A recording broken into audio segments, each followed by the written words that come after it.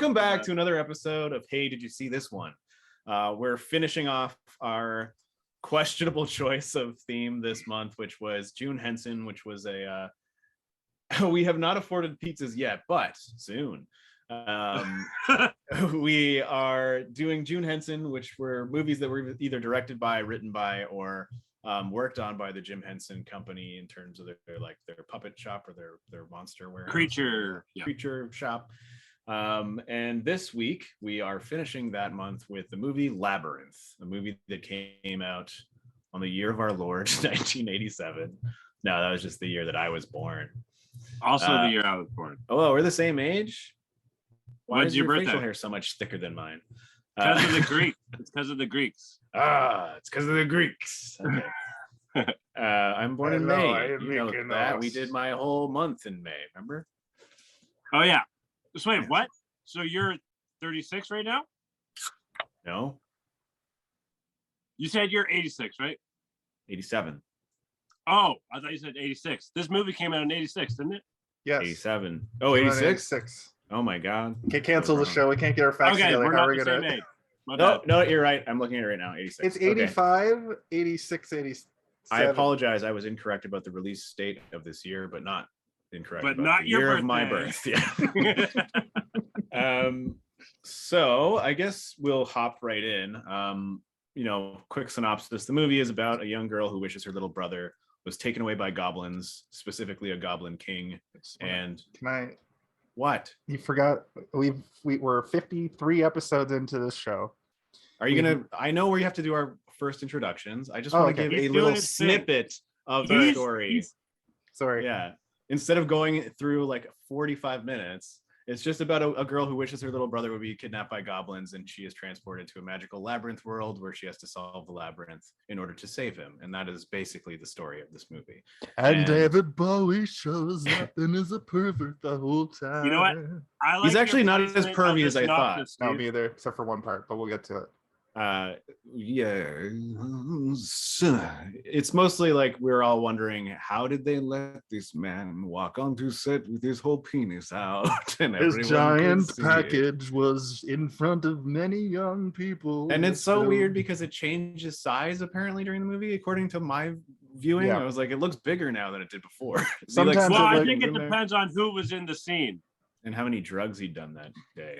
And also I think how close up, there was one scene where there was his whole dick was in the shot. And it's when he's telling Hoggle that he's going to stick him in the bog of eternal stench, and it's just like his crotch is right there. It looks way more subdued. Yeah, but like later at the very end when he's like full on like trying to seduce a 14-year-old girl. It looks like he's got a tennis ball in there. Anyway, let's go on to the first times that we ever saw these movies. I think I'll just start this time. The first time I saw this movie was when I was a very young boy being babysat by my friend Durak. Holy Matt shit. Durak's sister. Did they wish for you to be captured by a Goblin King? Big Rugged with the big donations. No, they loved me. They were excited every time I came over. Thank you so much, Big Rugged. That is extremely helpful to us. We love so you much, so Big much. Rugged. You're that's very awesome, cool dude. Thank you. We will have pizza coming out of our ears soon. And I like just a side note, the people that the subs went to are people that come and watch all the time. So I'm glad that they went to like Dex Durden, Art by the Sea, Bufflin, Rhett Salandrick, Stiverton, the Bradford guy. Don't forget Grandpa Smoke. These are people that I've seen come in and watch us. So I'm glad they went to people that actually come hang. So, and thank you so much, Big Rugged. I've got to get those pizzas. we're gonna eat pizza this weekend. Yeah. I'm waiting. Well, we should have a pizza party stream where we all get our pizza and eat it together. It's true. It's true. But yeah, this movie I saw when I was a young kid because our friend Matt, my friend Matt, who you know him, Jason, you've met him many times. His sister was older than us, so she often babysat us when we were younger, and she would put on movies that she liked. Obviously, like I think we had this conversation about what's that Bette Midler movie with the witches? Hocus Pocus. Hocus no, Pocus. Oh yes, okay. I thought you were thinking Witches of Eastwick, but No. Brett Miller. I'm like Brett so Midler. blown away by this like generosity that I can't even words right now. Yeah, he said he needs to see the pizzas, so we got to do it on stream. We have to have a If you pizza guys want to make mukbang for Jason this fumble man. his words, Yeah, give me money. Give me more money so I can get pizza. But yeah, I saw this when I was a young kid being babysat, and there's the sort of coincidental fact that like she was babysitting us. It's about babysitting in the beginning, and you're kind of getting spooked as a kid. But unlike The Dark Crystal, this movie isn't full of like horrifying, vile, monstrous, terrifying things. So it's got a lot of levity in it, and it's like the appropriate level of darkness that you can handle as a kid. So I remember enjoying it, but I didn't watch it again for a very long time until I was probably in my early 20s or so. And even watching it again at that age, I was like, well, you know what? This movie's still got some guts, and I like it. And I was really into David Bowie at that time, so I was like, this is great. I love that he's the bad guy in this movie. And I it's not like this is a movie I go back to often, but every time I watch it, I have a fairly good time with it, even though it's kind of a little hollow and a little bit childish at times. It's not really boring. Like, at least there's stuff that is attempting humor and sometimes succeeding, sometimes not so much, and everything just looks visually interesting. Whereas in The Dark Crystal, a lot of stuff becomes samey after a while. It's like, okay, the vistas all look the same. Whereas this, it's like, now we got a new thing that you get to stick your eyeballs towards, like David Bowie's junk. And now I'll pass it over to Jason. David Bowie's tennis ball dong. That sounds more like I'm doing a lounge act. Yeah. But my first time with this movie was probably when I was 5 or 6. My dad liked to watch psychedelic movies with me, and I remember were you both on psychedelics? Well, he definitely was. But I remember watching it when I was really little. I don't really remember anything about that. I just remember like seeing the VHS, like holding a VHS. I have this incredible connection to holding and having stacks of VHSs, like rentals, when I was a little kid. And it still gives me that like nostalgia pang when I think about that sound of cracking open a VHS. The plastic, yeah. And it's like, I rented this movie I picked out, and now I get to watch. Now it's like you just throw on Netflix and you're like, I don't want to watch any of this. I'm just gonna I'm gonna go spend through the 45 minutes to 2 hours trying to choose something, and then be like, let's just rewatch The Office. Exactly. And then watch 16 episodes of The Office in a row. Be like, I don't feel like watching a whole movie. That's too long. I'm gonna watch 2 full seasons of The Office instead. But my coming of age story with this movie more so is me and my group of friends when we were like 17 were fascinated with how overtly sexual David Bowie was in this film. And we couldn't fascinated. More like horny. Yeah, I guess so, maybe. But we couldn't stop watching it all, stoned up as teenagers. And it's one of those kind of like weird psychedelic films you watch with your friends when you're a teenager. And that was when I got most of the movie into my brain and remember most of it. But this time watching it, like, I think I got a lot more out of it than I ever have. Probably because I'm an adult and I watch a lot of movies these days and I'm looking for different things. But there was some good storytelling, especially where The Dark Crystal was so like good versus evil. This one, you actually see the villain sort of have this arc where he has a bit of a crisis of faith, and they couldn't fully lean into him being in love with this girl because like she's underage, and that's not great storytelling. It's just gross. But he was like, I wanted this baby, and then he was like, I'm falling for this girl. But then it gets a little creepy and weird, and I think it could have been told a little bit better maybe if she was like, she's at 18 years old at least. Yeah, she's well, I mean, Jennifer Conroy was 14 when this movie was filmed. She looks a little bit older. I was surprised to learn that, but like I think that was also by design. I also think that's Americans. For some reason, it just seems like Americans look older than us. It could be. I don't Maybe. know. I It's also a byproduct of the fact that she is very much like her hair and the way she's Yeah. dressed is not necessarily like childish to what you would imagine And a when child you're would be like wearing. back then, when people were kind of groomed for Oh my television God, they're coming and for movies. us. We just have to stop talking about this. Somebody's talking about 14-year-old Jennifer Connelly in the Labyrinth right now. Send out the paddy wig. Yeah. But I think it was more so that people that are raised as in movies and film, they like age a bit faster, so they Yeah. wear it on their face. Exposed to, yeah. Like look at Drew Barrymore. She was in E.T. and by the time she was a teenager, she looked like she was 20, and then you age down through your 20s because you have access to like plastic surgery and all the best like people. The best people.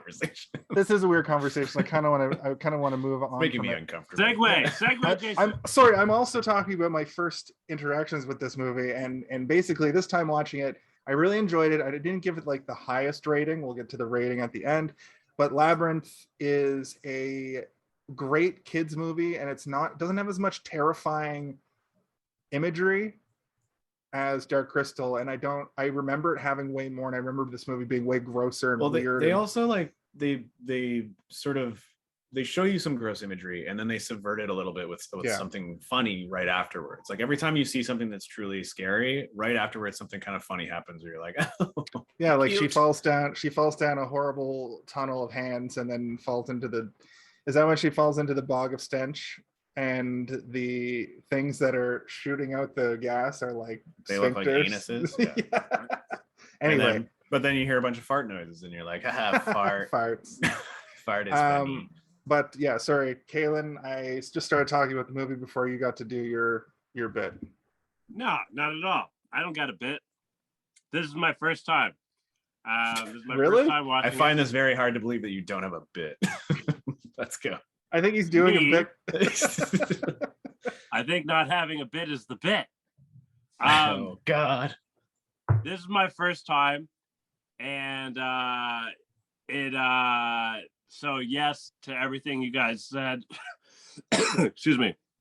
A step up from Dark Crystal as far as, so Dark Crystal was also something I watched for the first time the other week, and so watching these movies for the first time now versus when they were released or at a younger age, even regardless of release, definitely kind of sets a different tone. But this one definitely was a step up in regards to there being more meat to the bones, more depth to the story.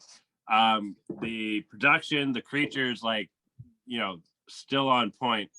The one thing I started getting more drawn to it during the second half, but the one thing that was like kind of like driving me crazy during the first like half hour or whatever was Sarah's like just her delivery of her lines. Like it almost felt like Shakespearean or something. Well, Yeah, there's a that's what reason I've for that, seen. which is because she's super into theater, and like the opening bit of the movie is that she's like practicing a play in the park by herself. Like she's like a weird theater nerd, right? Okay.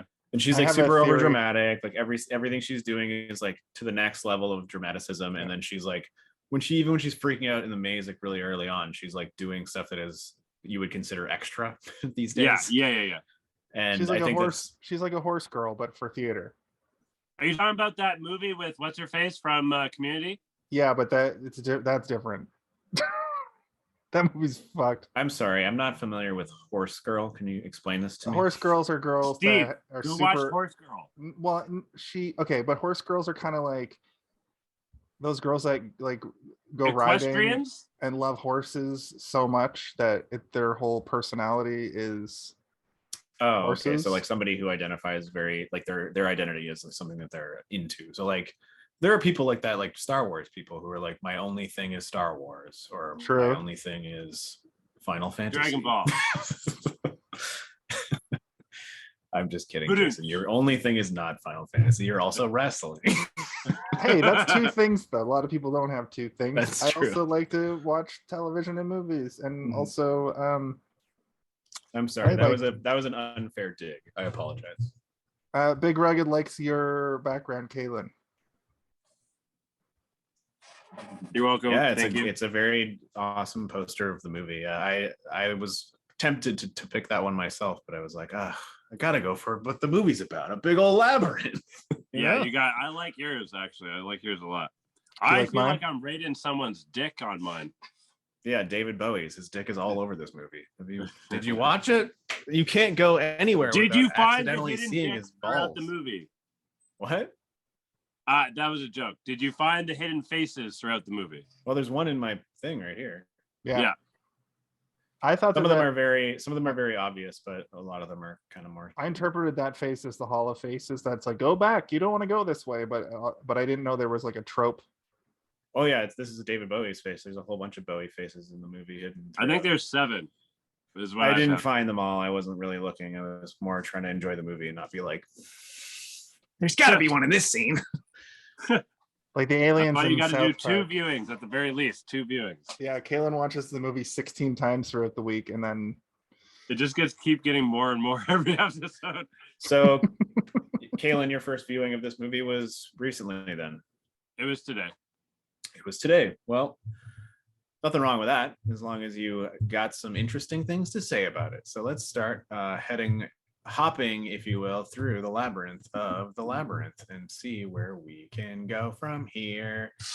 Do we want to just start talking about the plot and kind of talk as we go for this one? Talking about the plot over here. Yeah. So as I was saying, what's her name? Sarah. Sarah, that's right. Sarah is a huge nerd who loves theater. And so much so that she goes to the park in full theater costume with her jeans underneath. Are you talking about the pirate shirt with the vest? She's wearing a full dress. She's wearing like a full-on like Romeo and Juliet style dress in the park. The beginning of the movie. You said you watched this twice? Come on. Okay. And she's like, she sees the barn owl and she starts to basically spout the lines of the play to the barn owl. And then the clock tower goes off and she realizes that she's late. So she has to run home because she has some prior engagement that we're unaware of to this point. But once she gets home, you realize that her parents have asked her to babysit.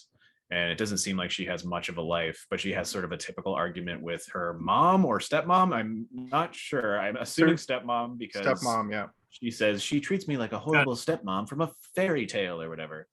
And yeah, her mom is not in the picture at this time. Right, yeah. But there's literally a picture of somebody who sort of looks like her later, which I think maybe just might be her real mom in real life. I think it's yeah.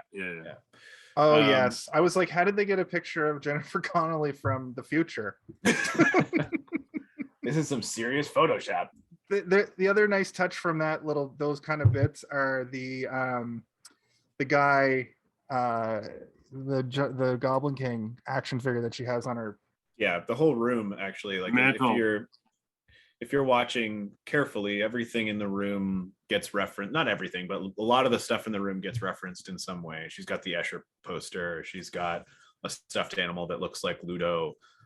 She's got a whole bunch of stuff throughout the room, but that's where it's kind of cool. Come from. It is, and it's also like, you know, that is in a sense very, very childish, but also interesting, right? Like it would be cool to go into a bedroom full of random stuff that doesn't really match together in terms of theme, or, you know, just a collection of random stuff and try to create a story around it, right? Mm-hmm. Yeah. It's that's why like my theory corner is going to be pretty obvious today. Well, it's like opening a toy box and then trying to get, like, you know, your Star Wars action figures to fight your Marvel action figures, and just try to like figure out a logical story to have it make sense. And within this, it's like, you know, it's like the Lego movie, really, right? Like the Lego movie is just like everything, a toy box.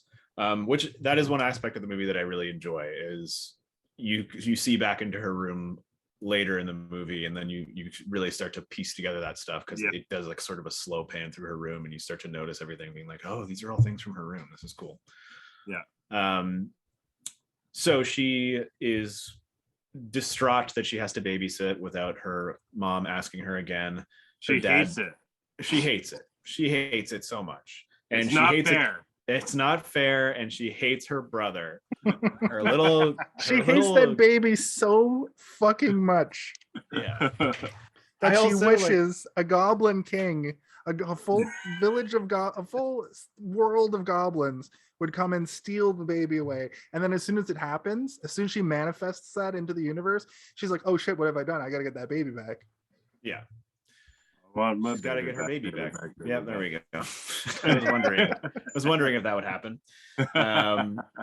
But I have to say, I've mentioned a couple times on this podcast that I used to be a camp counselor for many years when I was younger, and this kid, the baby, looks so much like a kid that came to that summer camp year after year, and I hated this kid so much, and he cried Isn't all there the an time. age limit? What? How Also- He old? wasn't a literal baby. I'm saying that he looked like him. Like, imagine this baby grew up to be the age of 6. Oh. Did Yeah, you but how notice? much does your baby face look like your real face? Well, I mean, Well, once you go through puberty, yeah, your nose and your bone structure changes, but like until that point, you still have a pretty babyish Okay, face. okay. Kaylin, like, imagine walking around and seeing 8-year-olds who just look like full-grown men. Yo, That'd be terrifying. I'm pretty sure I've seen one or two Governor. online. Would you like a shoe shine? So anyway, the kid, I had no sympathy for this child because of this kid that went to this summer camp throughout the whole movie, because he's crying the whole time in the movie, and this kid used to cry for years at this summer camp. So I was just like, I hate this kid's face so much. I would punt this baby to the Goblin King myself. I'd like to see an interview with the actor that played that baby, though, because it Todd. seemed I think his name was terrifying. Todd. See, the baby's name was Todd, but it Oh yeah, seems this kid was traumatized for years after this. yeah, the baby is legitimately crying with these crazy Muppets all around it a lot in this movie. Yeah. At times I was like, why is that baby's face so wet with tears? Do they just have this kid? Must be twins, I assume. Maybe not. Maybe they just have them on. Maybe, but like they don't really use the baby. According that to the much. credits, it was just one. Yeah, Okay. so they had And to they get this like, baby it's- crying. Yeah, it's not like the baby's in the whole movie, right? Like the baby is That's true. very used very sort of like sparingly, and then there are even moments where it's clearly like a robot or a doll. Yeah, or a doll. Or Yeah. Like when he's yeah. throwing the baby up in the Yeah, air, like and it's David clearly a Bowie's just hilarious tucking his doll. fucking doll around. And there's one shot where he throws it up and the goblin catches it, but when Yeah. it comes down, it clearly just hits the Hits floor. the ground. Yeah. Yeah. They cut like that just to have the goblin be like, oh, I totally caught that. Oh man. So she's very upset. She realizes one of her teddy bears is missing, Lancelot. I assume I they're all thought she named. said lamb salot, and I thought it was a stuffed lamb teddy, like teddy lamb. Pretty sure she says Lancelot and it's just a bear. Yeah, but imagine if it was lamb salot. Could you imagine if this script was better? That would be creative and fun, but it also only kind of works if she has a pun for all of her other. I assume all those bears are named after the Knights of the Round Table, right? Like she has like a King Arthur and a whatever the rest of their names were. I don't know. Those are the only two that I care about. So she realizes that someone's been in her room. This is the one point that I'm like, did the mom take it and give it to him, or did the baby steal it somehow? I think it's implied that The mom took because she's like, you're so spoiled and you're so entitled. I was like, how can a baby be entitled? But anyway. And then she puts this weird "Where's Waldo" hat on, which I'm like, is that part of that kid's outfit? Like she just stole it I from think him it's and the put it on baby's her head? hat, yeah. Well, she stretches the hell out of that hat. But she picks up the baby and she starts trying to curse the baby, basically. And it's cutting back and forth, which I think is very effective and cool. Is it's like cutting to these goblins that look like they're all sleeping in sort of like a bed, and their eyes are slowly opening, like it's almost like a wall of goblins, and their eyes start to glow red, and it's like this effect where it's clearly like there are lights inside of the puppet and it's glowing through, which I think for me, I was like, this is dope. Like I think this looks really cool. As I should have made that my background. Fuck, I didn't even think about it. But the goblins are essentially begging her to say the correct words, and she's not saying the correct words, and she just keeps sort of like making it too fancy and theatrical, just like you're saying. Like she's trying to make it seem like it's a play, but all they're being like, is it so hard to be like, I wish the goblins would come take this baby now? And she's like, I curse you to the heavens and the hells, and they're just like, oh god. There's a lot of that recurring theme in this of just say what you want and you'll get it. Kind of like, you know, like later when Dimitri, what's the fucking Demetrius or something Demetrius is just like, oh, nobody's never just asked me to pass before. Oh, you cannot pass this bridge without my permission. Yeah, and then she's just like, well, can we have your permission? He's like, okay, I suppose so. Yeah. And I'll join your party with my dog that's sometimes a puppet and sometimes a real dog. That I noticed that little fox guy is definitely my favorite character. He reminds me of he's like a prototype for Rizzo almost, in my opinion. Right. Big Rugged, thank you so much again. We will have a great stream. We appreciate you so much. And yeah, thank you, Big Rugged. Any day of the week, my friend. Yeah, come on by. We'll come see you. I'll come camp your stream when you do a subathon or when I'm working and I just need something out of the background. And you're a homie. You're a real homie. Let's do something special for him. Let's Okay. Let's involve him in the next pizza stream, and then he'll be here with us. Yeah. Hope those pizzas. Send him a slice. Can we send him a slice?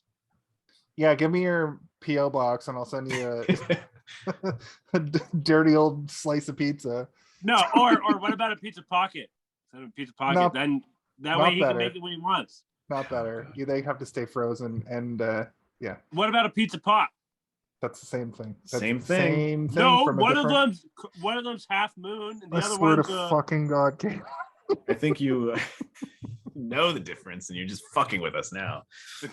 You are right. They are different things. One's more of like a folded over pizza, and one's more of like a contained pocket. One's like a pizza ball sold by Pizza Papa. Played by Bruce Campbell. Time to deliver a pizza ball. So, do we have anything else to add about this scene? Anything that anybody wants to discuss within this scene of her cursing the baby? I wrote, she said it, baby stops crying, goblins take babe. Because I type just like this when I'm taking notes. Yeah. How is babe formed? Oh, and this is where I wrote, is she gonna this is good. Is she gonna talk like an asshole for this whole movie? Babies cry. Okay. Babies do cry, but babies crying is very annoying. Big Rugged. Not if you make them happy.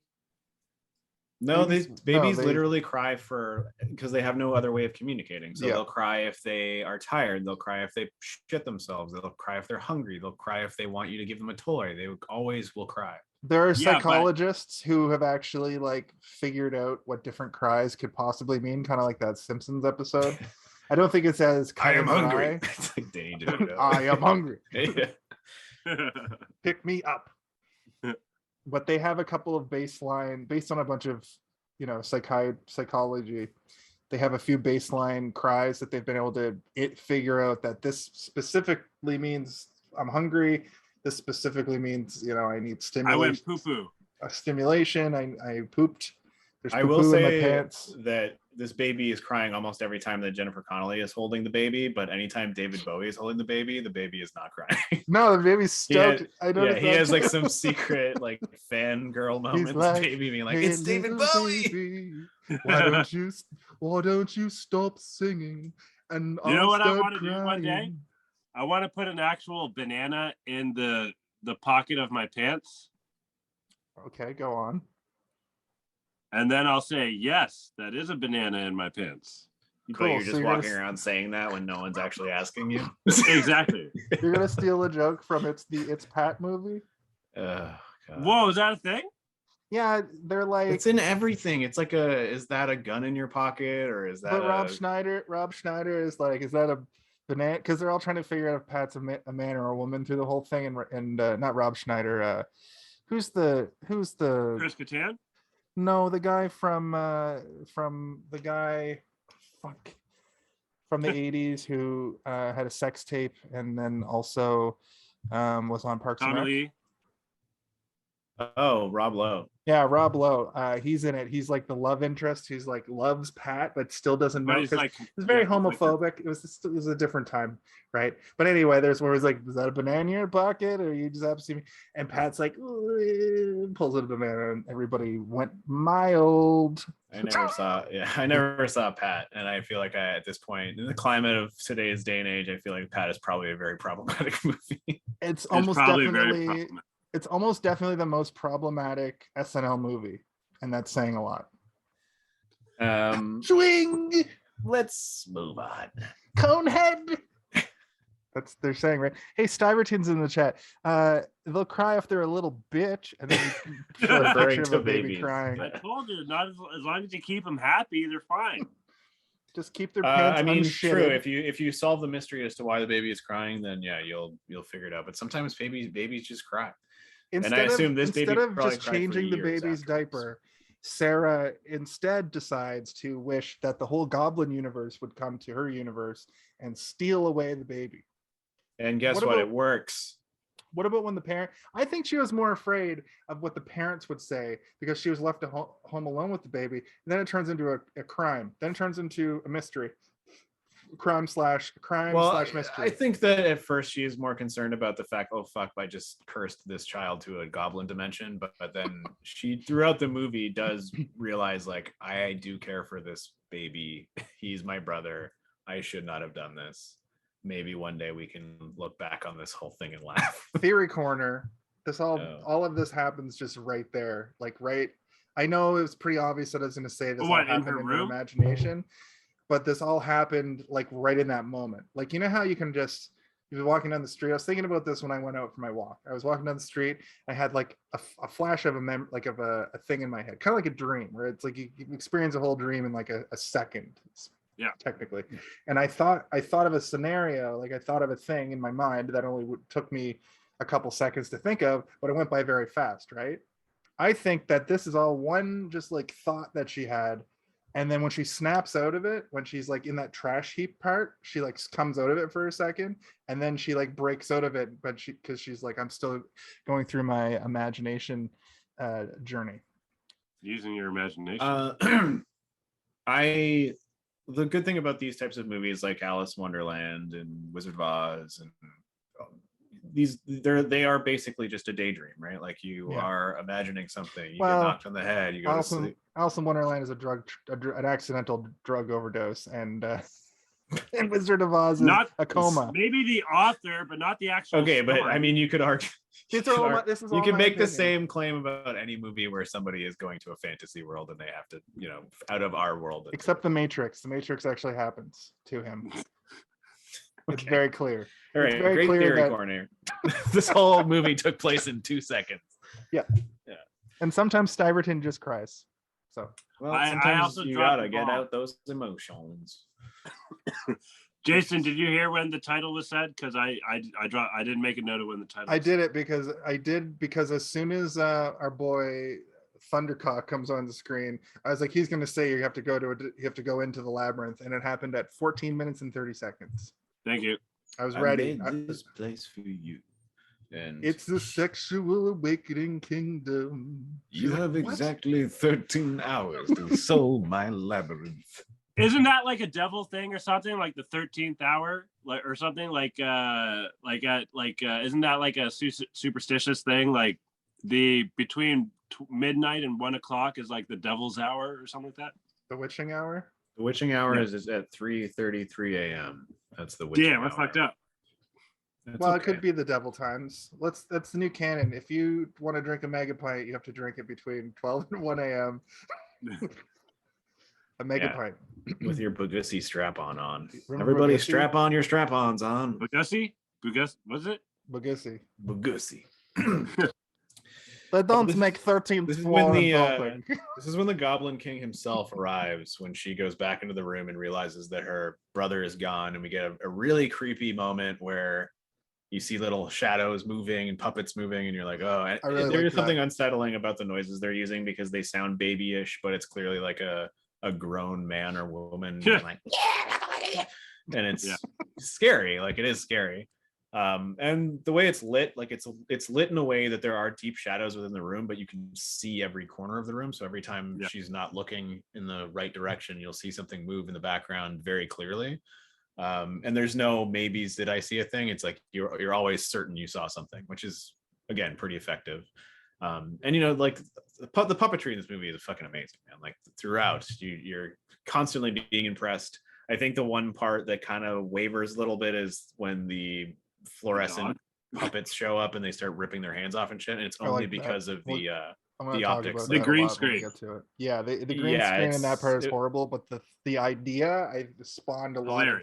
Well, I also watched a couple of years ago now. I watched that Elmo documentary where the guy who puppets Elmo goes through his entire career, and this is a major turning point in his career is this movie, and he's one of the main puppeteers in that scene. We'll get we can talk about that more when we get there, but I just want to bring something up because I feel like it's not going to get talked about unless we do just talk about it. And the whole crystal ball bits that he's doing with his hand, the juggling. So that wasn't him. I believe that it wasn't him because there was a lot of shots where it's like he's this far back and the hands over are his shoulder. Yeah. Oh, over his shoulder. Well, that is a technique. I can't remember what it's called, but do you guys know who Curtis Connor is? He's called ball work. Drew Gooden or Danny Gonzalez. He's like a reactor on YouTube. And he has in the 90s or the early 2000s, there was a commercial, a late night commercial for these balls, and it was the same it was like the same 6 moves. You know, it's like you have to watch this tape and master the art of the ball, and it has a name. I can do this part, I can do that part. I think that I think Stivert has right, contact juggling. And it is a real thing that kind of came around and went real fast, like what's that? It looks cool. Like it looks really cool in the movie. Like a fad. Like him doing that as like a weird thing is like, it's cool. Like he has a weird thing. He has lots of weird things, but that is the one constant weird thing that he's doing the entire time, right?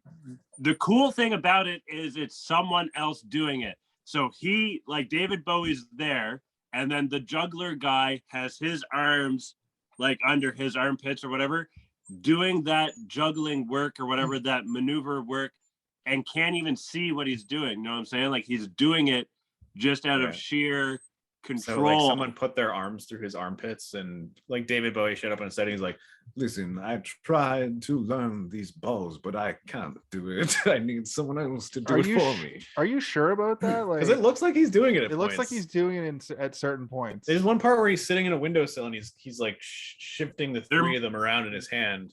There might be 1 or 2 shots where it's him, but I'm thinking about when we first get introduced to him, when he comes to the bedroom after the baby. Yeah, and he's doing the one-handed back and forth thing, and then he it's over his shoulder, right? When it's over his shoulder and you see his hands doing the thing. So wait, is this something you're certain of, or is this a theory? This is my deep dive on the internet told me. Okay. Sorry, I figured out what the thing was. The fad was called. It was called fushigi, and fushigi balls were essentially the same thing, and it was presented as like devil sticks, like the same. Right, there were people like in a park they could do like 4 moves, and they were like, we're professionals, and they could go like this. There's a guy there with devil sticks, the guy there with the fushimi balls, and there's some asshole with a lizard on his shoulder being like, hey, somebody with somebody with pogs and 2 fucking yo-yos and a skateboard. What a horrible and then someone doing the wave before video games got good. But like a banana. I'm not saying skateboarding as a fad, because obviously skateboarding as an extreme sport isn't, but I'm talking about banana boards from the 70s, which was a fad. Those are back, man. Banana boards are back. They're called longboards. No, banana boards are different things. Yeah, banana boards. The banana boards, they're called penny boards now, and they are back. Well, fuck me. Yeah. One time I was talking to a guy who had one, to the video I was talking about also, by the way. I was like, so what is this board? He's like, it's called a penny board. And I was like, oh, cool. And I was like, why so small? And he's like, well, it's affordable, it's portable, and it's boardable. It's like, oh my. Did you read that on the back of the box? And I was like, are you a salesman? And then he was like, why so serious? I'm sold. But he said it in a way that the last one, he started laughing afterwards, like he had just thought of it on the spot. So I was like, okay, maybe this guy like actually just thought of this. But yeah, he was getting shit from a lot of people carrying around his tiny little skateboard. Hey, fuck you! You're not a real fucking skateboarder. He was good on it too. He was so quick with it. It's such a good way to get around without having to pay for transit, and you know, you can dip off it and not worry about breaking your neck because it doesn't go so fast. Maybe he's anyway. On a longboard. So David Bowie shows up and he does, what was it called? Fushimi balls? Fugish. I forget immediately. Freaking Fugatti balls. Fushigi. Fushigi. Okay. I'm gonna put it in the chat so we can refer to it. Fushigi. Fushigi. And he says, "You're coming to my woo now. You're Fukushima balls. Oh my my god. Fukushima balls." Oh my god, Stiver. And he gives her 13 hours to solve the puzzle of the labyrinth, and she says, "All right, feet, let's frickin' go," or whatever. And she rolls down and sees Hoggle pissing in a fountain, which is kind of weird. Not for kids. Like, ugh. Very PG-13. Yeah, and then he starts killing fairies with like one of those old-timey spray things that you spray bugs with or whatever in cartoons. I really loved that scene. This whole like sequence to me was like, oh, this is the kind of movie it's going to be. It doesn't keep up that brand of humor so much, but when you see him pissing all over the place, and then you see him, you know, because Sarah goes up to a fairy and she's like, "What are you doing to this fairy? These are nice fairies." And the fairy fucking bites her. And then she's like, "But these fairies bite." And he's just like 57, 58. Yeah. He also says like, "What do you think they're going to do?" And she's like, "I thought they'd be nice." And he's like, "You're an idiot, man. Stupid." I'm also like, he's counting them. Why? Why is he counting them? Is it just for a personal, like, he's got a vendetta against these fairies? Before he met Sarah, he was a sadomasochist and did everything that the Goblin King told him to do. Also, this Hugin, what's his name? Hogwart. She calls him Hogwart at one point, and everyone calls him the wrong name, to the point that it becomes confusing to the viewer, which is good. Where you're like, what is his name again? I can't remember because everyone called him like 10 different things. I won't get into I didn't find as many like Final Fantasy. Like, it's very obviously for that Final Fantasy drew a lot of inspiration. I think Dark Crystal did it way more, because Final Fantasy is usually just like good versus evil. This is a little different. This is a little bit more like the story-driven Final Fantasy games. But the thing that I did notice was the Hoggle looks like the goblins from like most of the Final Fantasy series. That image of like a small little dude with a hat and like a knife, like goblins from Final Fantasy, they're based probably directly off of that goblin. How come you guys always just conspiracy corner? No. Because I'm not familiar enough to be so like, quiet after I say everything. Well, because I don't know what you're fucking talking about. Like, if I was like, you guys know Yoda, right? You guys would be like, yeah, Yoda. Well, yeah, Yoda's based off a goblin from Lord of the Rings. What about that Yoda? What about that Yoda from when they're in the Senate and he's got like a weird hairstyle? I don't like that Yoda. You're talking about Yaddle? Yeah, I am talking about Yaddle. Yaddle is a lady Yoda, and her name is dumb, but she has a really cool backstory, and she's known as the one from below. And she once had to survive for 100 years in a dank cave prison with nothing to sustain her life force but the force itself. See, I let you talk there. I let you talk, and I said something right after. All right. So there's goblins in Final Fantasy look like Boggle or Hoggle. Yeah, I'm gonna put a picture. Hoggle. There you go. So then this guy Hoggle basically tells her to, you know, I'm not helping you. Why would I help you? I don't help anybody unless they give me gold or whatever the fuck. I love gold. I love shiny objects. And she goes deeper into the maze, the labyrinth. Difference between a maze and a labyrinth, obviously, is that the labyrinth has a center and the maze is just one end to the other. Everybody knows that. There. Thank you, sir. Thank you for clarifying for our viewers. Is that not Hoggle? Goblin. That looks like a bunch of pixels. Squint. Yeah. Go. Definitely looks like Hoggle to me. Squint. Maybe if I stand very far away. Oh, are those the eyes right there? Yeah, the right, white bits. Right here. Yeah. with the green or the eyebrows. Are they looking down? Yeah, it's like Yeah. And he's It's got like- a little dagger and he's got little horns on his hat. I would say their ears, but Oh, true, ears. Sorry, I thought they were horns. anyway, now you have some. Now they Stiver likes Goblin. So you're saying Zelda drew inspiration from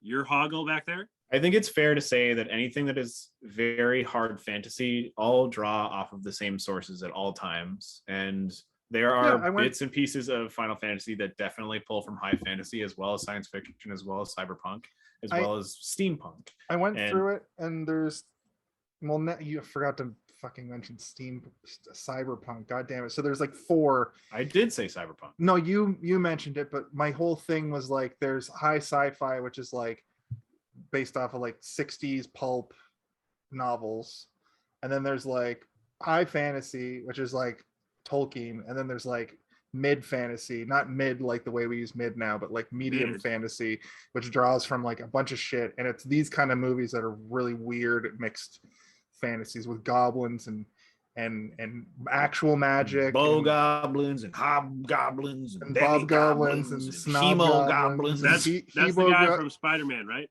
That's the Demogoblin. Yeah, that's the one from Stranger Things, right? No, that's Demogorgon. That's from D&D. Yeah. All of the characters in fucking that shit are named after D&D. Bugbears. Bugbears are goblins. Owl bears. Scary. It's like an owl and a bear mixed together. Two things that seem like they're way more dangerous when they're combined than separate. Anyway. So she goes down the maze and she gets immediately lost in a straight line, which is unfortunate because you're like, yeah, she can't find her way through here. She gives up for a moment. Yeah, she gives up for a moment. Falls to her a butt, and then a little tiny worm says, "Hello there, hello," and it's this cute little worm who says, "Oh, you come in and make the message." And you're like, yes, this is great. My favorite character in the whole movie is the little worm. And he's my second favorite character. My first favorite character is the dog that's sometimes a puppet, but sometimes a dog. Yeah. Why isn't the puppet better? They made the goblin puppets dope. Why isn't the dog puppet dope? It's true. It's because it's like, imagine the amount of hairs you got to stick into that thing. Yeah. And also, it's fine. I like when he pops out and he's shaking like, and also like when he's in this world, he no longer barks like a normal dog, which he does at the beginning of the movie. He barks like a person. He makes horse sound. He reminds me of the making dog. a dog, like a dog human going like, "Arr, arr," like it's a human making a dog noise. The puppet reminds me of the dog from Fraggle Rock, which is a puppet also. Remember the dog from Fraggle Rock? So once they're in the Labyrinth world, the only time the dog is a normal dog is when it's a long shot. Anytime it's a close-up after that, it is the puppet. And it's meant to be like everything she's seeing around her is become childish and cartoony. Okay. The only thing that isn't is the Goblin King, and it's because he's supposed to be more intimidating and threatening, like the real world. You know, you escape to a fantasy world because things seem easier and less terrifying, but the one thing that would be scary in this world would be somebody who looks and acts like an actual human person. Speaking of that too, I rented this off YouTube, right? So I watched it in 1080p, which it's almost like wasn't meant to be watched in that high definition, because there's a lot of inconsistency between like scenes sometimes, and this happened with the Dark Crystal as well, where the fucking green screen shit is just gross to look at because it's so like bad. But what I will say, something that I noticed is watching this movie in high definition reminds me of CanCon kids shows, because they were all very weird, and they're all very like the same kind of sci-fi, like might and magic kind of weirdness, and it all looks the same. Like this movie looks a lot like the TV program The Odyssey. Remember The Odyssey? Oh yeah. Where the kid had a concussion? No, he was in a full-on coma for like 4 seasons, and then came out of the coma, and could still go like this back. It was Canadian. Yo, Ryan Reynolds was in that shit. It's true. Yeah. And fucking Devin Sawa was in that shit. It's true. All right. You have any other actors you want to name from it? Well, But- I do want to bring it back to the worm. Are You Afraid of the So- Dog? Are You Afraid of the Dark was another show that kind of had the same look to it.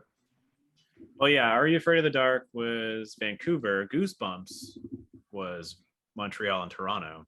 That's a And- little later. That looks a little bit more modern. I'm thinking like the Goosebumps? BFG. Goosebumps. I'm talking like the early 90s, like the Big Friendly Giant. Well, yeah. I mean, Are You Afraid of the Dark and Goosebumps were like within the same. I think Like they were had close. crossover. Yeah, like they were But, still like, the existed at the same time. The early Are You Afraid of the Dark came out in like 93 and it went until like 98. Right. What? Where Sorry. The Goosebumps came out in, like, differentiation that 96 or I'm trying to make 97. is that Yes. there are different studios in Vancouver versus Right. Toronto and Montreal, and they do have very distinct and different visual styles in terms of like the way they're filmed and shot because it's different teams, right? Yeah. That's what I'm Stuyvesant trying to says, "Are you afraid of the dog? I like You afraid it. of the dog? Are you afraid of the dog?" I am afraid of the dog in the intro of Goosebumps when it I like- barks the theme song at you. I like to keep. Woof, woof, woof, woof, woof. Does it I like have to like keep- does it have like glowing eyes too or something? Yes, Yeah, it did have. Yeah, I like to keep the comments to the end, but if people are gonna throw bangers like that, I'm gonna Are you I'm gonna afraid of the mention dog? them. I'm gonna Yeah. talk to the chat if you're throwing out bangers like that, Stuyverton. Hell yes. All right, so the worm directs her through the maze, and he says, Can I "Don't talk go about the that worm way, right quick? never go." Can I talk about the worm right quick? Okay. So the worm tells her to go that way. Oh, God, yeah, it's literally this the thing I was about to say. Yeah, you guys Okay, fight yeah, over go that ahead. You right can there. do it. You can do it. Well, I don't want to take your thunder. This is your host. You do it.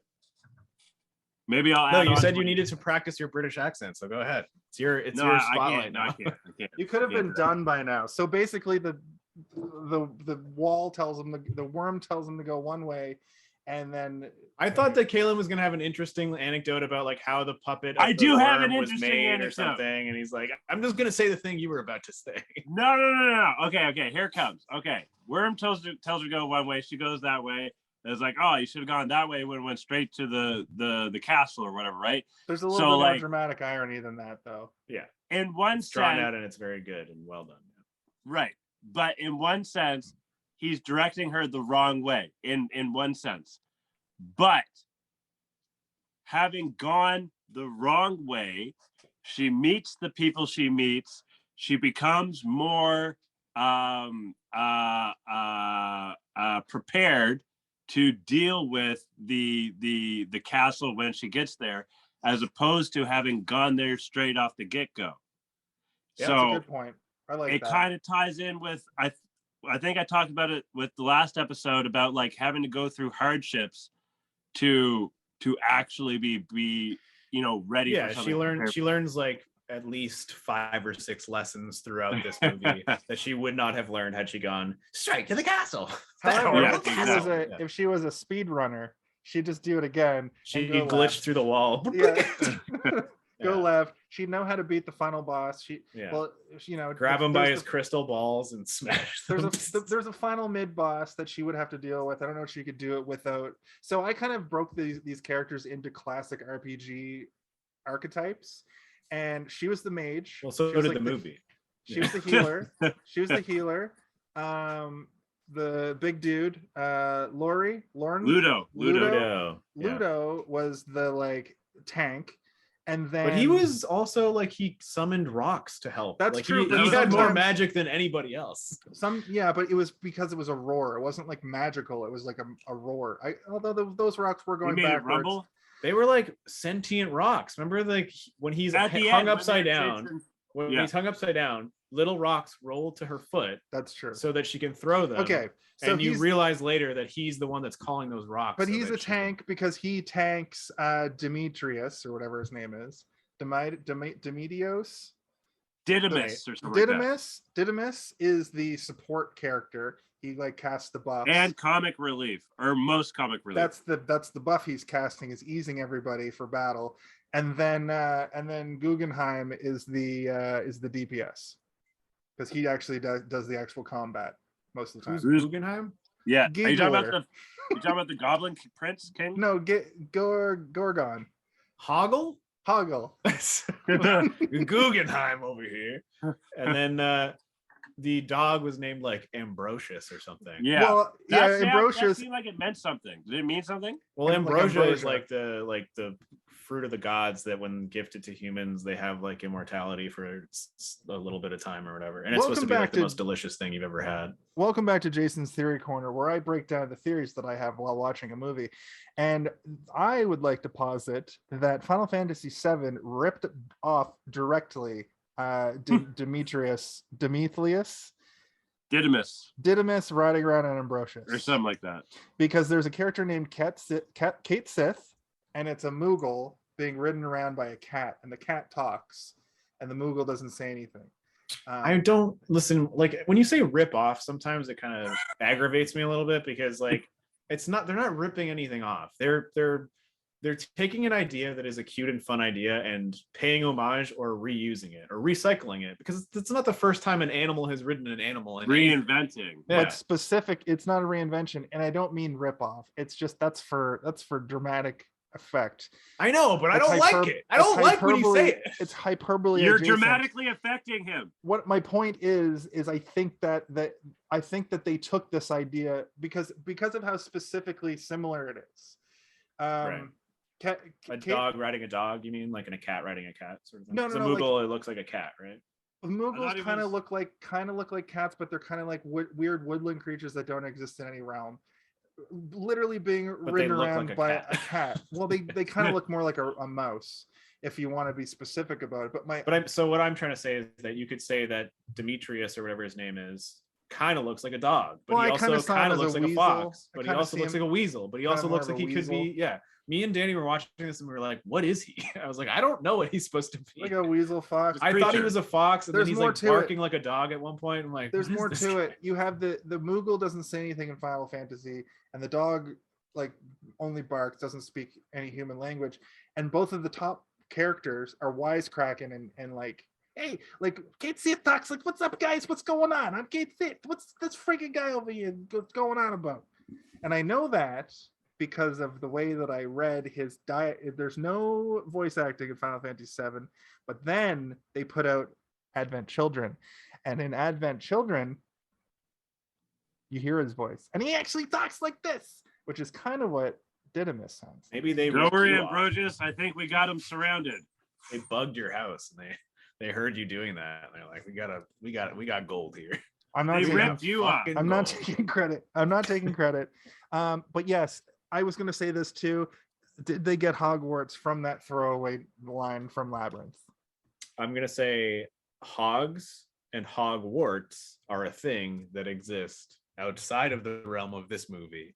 And it's probably just a thing people say in Britain. But was that horrible anti-trans woman who wrote Harry Potter? J.K. Rowling? Was she what's it called? A trilf? What's it called when you're the worst? Turf? A trilf? That sounds like a turf I'd like to fuck.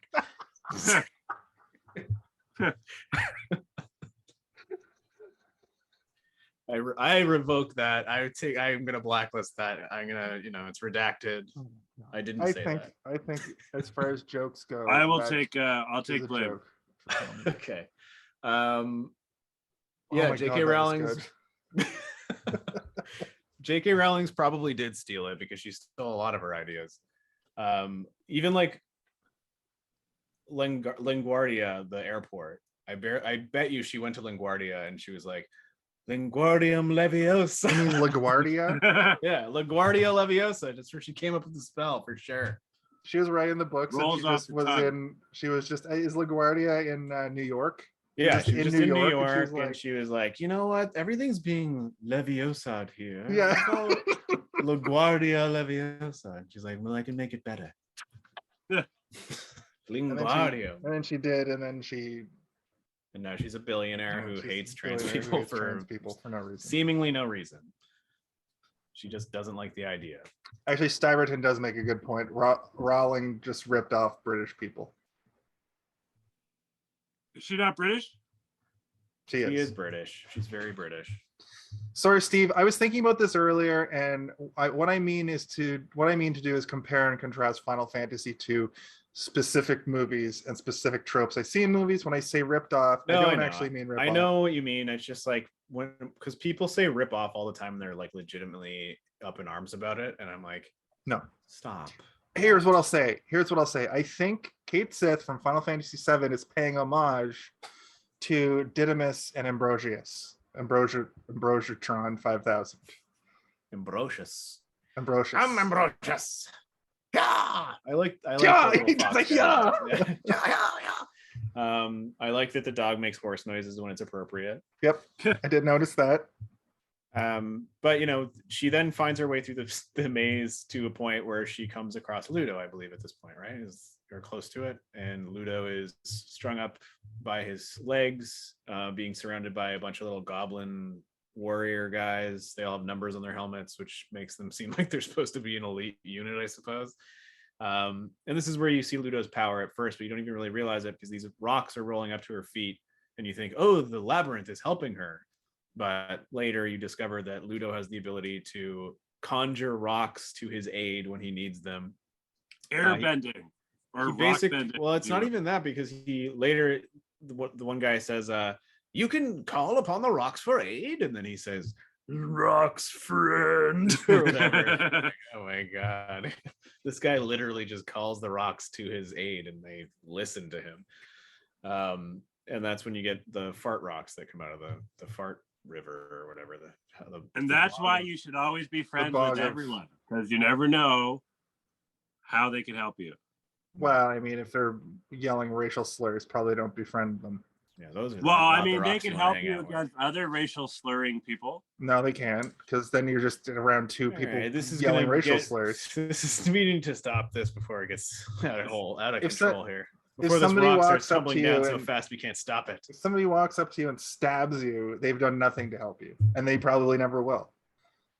Unless it's one of those. They're good at stabbing things. So when you need something stabbed, you call them up. No, no, I would never call a person who stabbed or tried to stab me.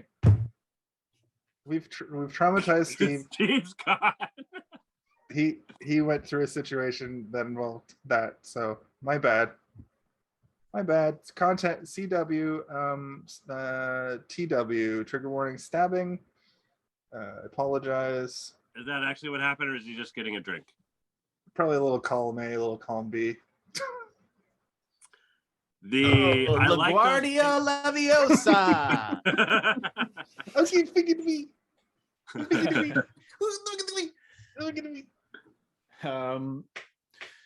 So she helps him down. He immediately becomes her friend, and we get a couple of moments of respite from the labyrinth attempting to kill her before she fell down into a hole. Or wait, no, she's trying Did we talk about the shield men and the riddle? That's what I was about to talk to. Yeah. Okay, cool. I was about to say we missed the guards. The moment where she has to talk to the shield guys, which are very cool puppets. I really like these guys a lot.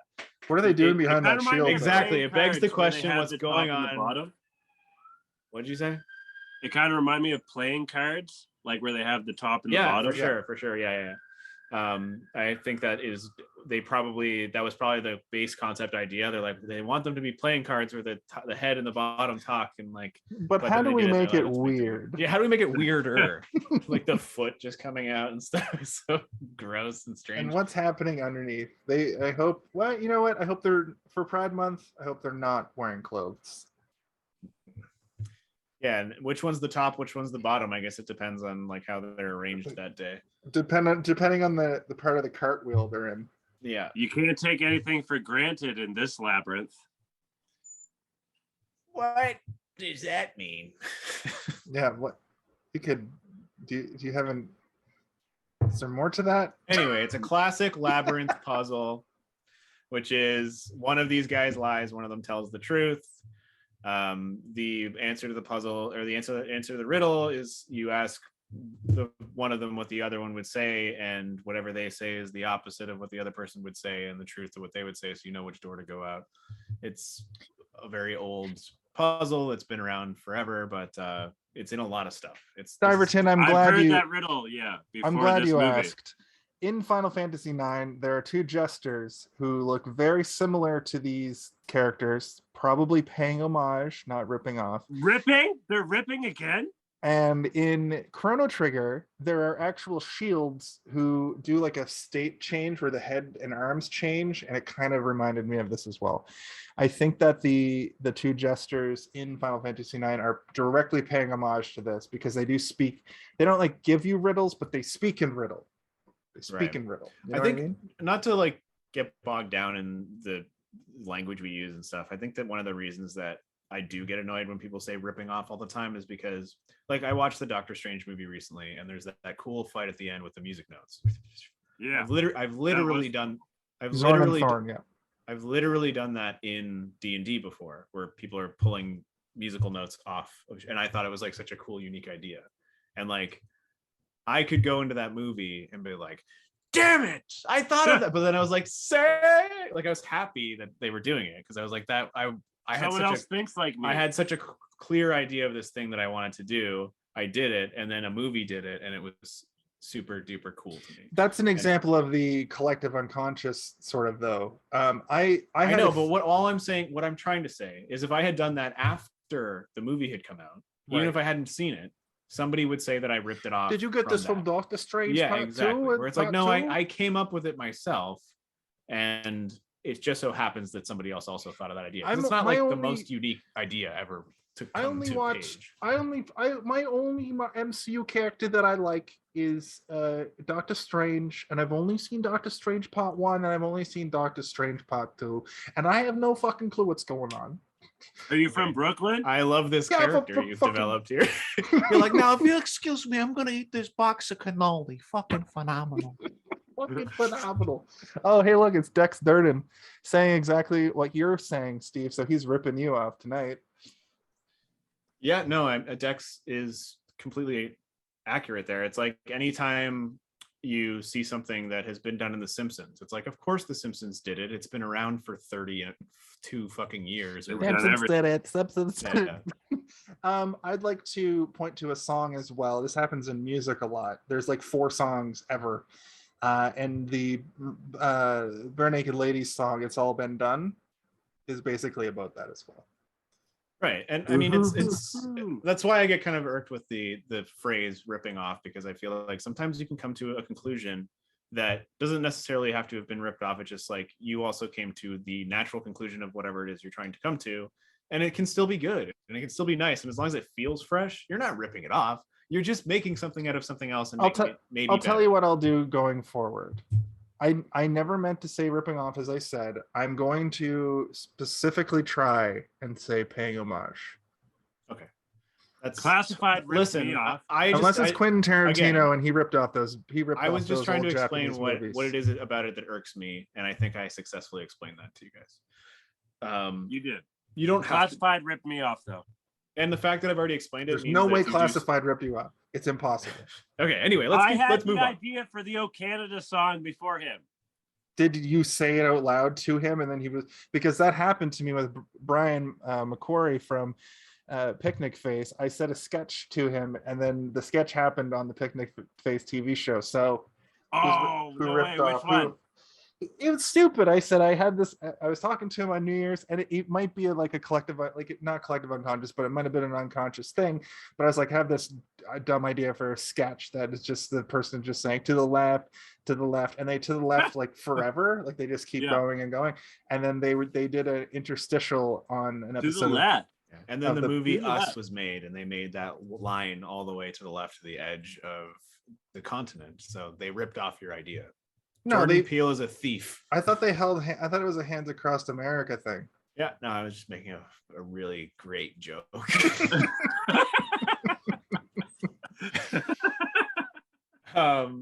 Okay, let's keep moving, guys, because we are a little bit too bogged down into, like, I didn't want to. This is what I didn't want to happen. Basically, is me. Fair enough. I am going to read what Dex Durden said, because he's very introspective all the time, and I wish he would come by more for these things, because he's a great addition, as well as Staverton. Life is a constant battle of trying to be original. Lol. If I can have a single original thought, I'll have lived. And then he said, "No, I ripped that shit." And the reason I wanted to read that is because a reason that I'm not afraid to get up on stage and do stand up. I'm afraid of writing a whole bunch of shit. And since I'm such a fan of stand up comedy, I've just jacked a whole bunch of ideas that I've seen other stand up comedians no, that's do. completely fair. I tried it once, and what I did was I just literally took stories from my actual life, so I didn't run into the issue of that story being retold, because it's very rare that all the details will line up with something else. And even after that, I did have somebody come up and be like, "This really reminded me of this thing that happened to this other," and I was like, "Oh no, this is an actual thing. I can show you the grinder." Here you go. What I will say about that, I did have a very good conversation with Mark Little about this exact thing, and he said basically what you're saying is if the stories are authentic enough to you, you will be able to rise above that. My other problem is I'm not a very good storyteller.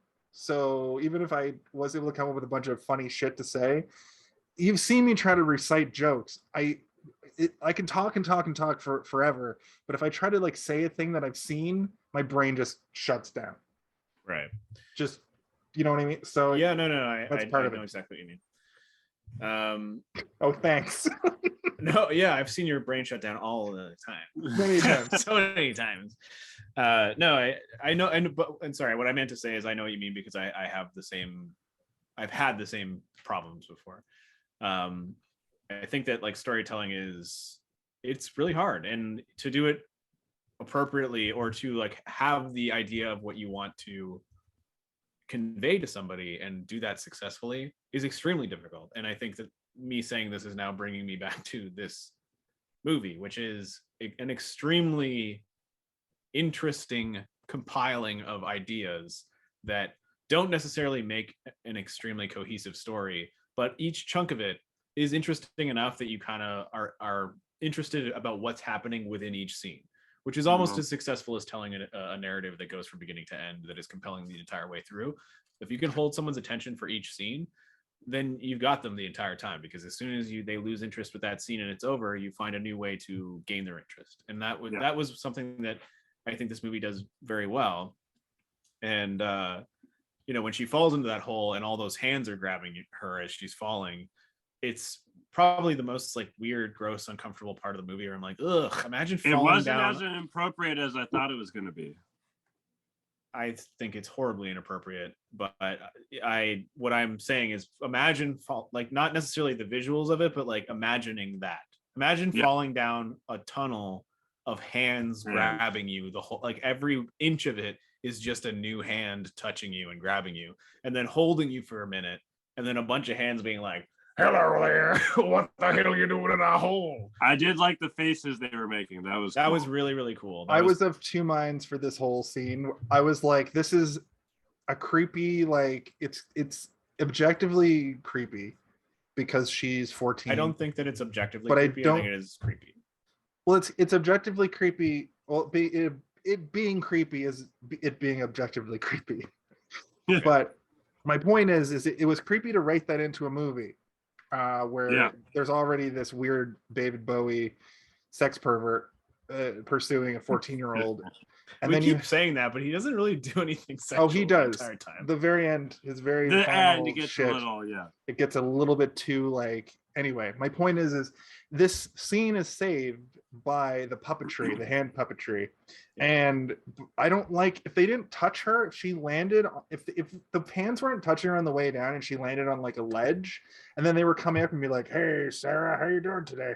I would have been like perfectly fine. But the fact that they're like touching her on the way down and then they grab her in like a weird way and they hold her in place, and you can see they're grabbing her shoulder and her like waist and her legs and stuff. It's gross. It is gross, but I don't know. For me, when I was watching it, I was imagining myself in the situation, and it was equally as uncomfortable. Where I was like, I can't imagine. Have you guys ever gone body surfing? No. Go on. That's it. I went body surfing, and that's what the hands do.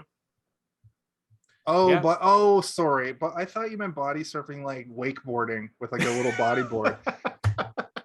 I was like, what the fuck? I knew exactly what Kaylin meant, and it's funny that you did it. I like. You mean that. when you're? Yeah, no, I haven't ever gone body Or surf. crowd surfing. or Crowd whatever. surf. If you would have said crowd surfing, I would have known. My bad. Uh, My bad. You had bodyboarding and crowd surfing mixed together there, I think. But no, I've always been too much of a wuss. I'm a big dude. Not. I'm fat now, but I've always. Many hands tall. make for light work. It's true, but don't touch my. Yeah, and I think penis, like please. we can sit here and we can criticize this scene itself, but I think what it was trying to do, it accomplished, which was to make a very weird, uncomfortable, and creepy scene do what it was meant to do. And I can't imagine that anything uncouth was happening on set. No, that's true. She was also so sure of herself going into it. She like solves the riddle, and she's like, obviously, because I'm a genius, and then she falls into the pit of death. Yeah. So the other way, I assume, was like literally a pit of fire, like literally death. You know what? Dexter just said a thing that I agree with, which is depending on the crowd that you crowd surf through, it can be amazing or it can be creepy, because there are creeps that will just grab your fucking dick or your butthole or your tit. Or that's why a lot of times ladies don't like to crowd surf, because grabby men at metal shows and stuff will get grabby and gross. Yeah. Anyway, the saving grace of this moment that makes it equally as creepy but also really interesting is the faces that they're able to create out of these like stone glove hands, which, like every single one of those faces, you see what they're trying to accomplish. You're like, that's a mustache, those are eyebrows, that's a nose poking through. Like all of it really works, and I think it's one of my favorite parts of the movie, not because of what's happening and how gross it is, but in the moment where they do this weird thing that you're so used to them having these really intricate puppets, and then they create essentially like ethereal puppets out of just hand motions, which is like really cool. It's really cool and interesting, and I liked it a lot. Now let's get out of here before somebody calls the cops on me. I wrote creatures whose heads come off. Let's talk about those guys. I wrote she falls down the helping hands molestation tunnel. So let's move on. Yes. All right. Hey, that's his head. Hey, that's my head. She gets to the bottom, and she gets to the bottom. She meets Hoggle again, and this is when he begins to seemingly want to help her for whatever reason. But you later learn that it's the Goblin King that's telling him to. Hoggle wants to. The Goblin King wants Hoggle to lead her back to the beginning, and that's been his role this whole time. But she gives him a bracelet, which turns his opinion and his mind into wanting to help her for real, because he wants a friend more than to be the Also, one of the other really good gags in this lapdog is when they leave this moment. It's not like it is a nice moment in the movie, but it's also like we don't really need to sit here and dwell on it because nothing really crazy happens. But the one thing that I love, the gag of him putting the door up where there's nothing and then opening it, and it's a shitty closet full of garbage, I made a and then note. closing it again and then opening it and then it's a way out. It's like one of those things that, like, if you were to see that as a kid on like a stage play or something, you'd be like, I just witnessed real magic. That was magical. Yeah, and the gag is good. Like, it works in the movie because it's all one shot.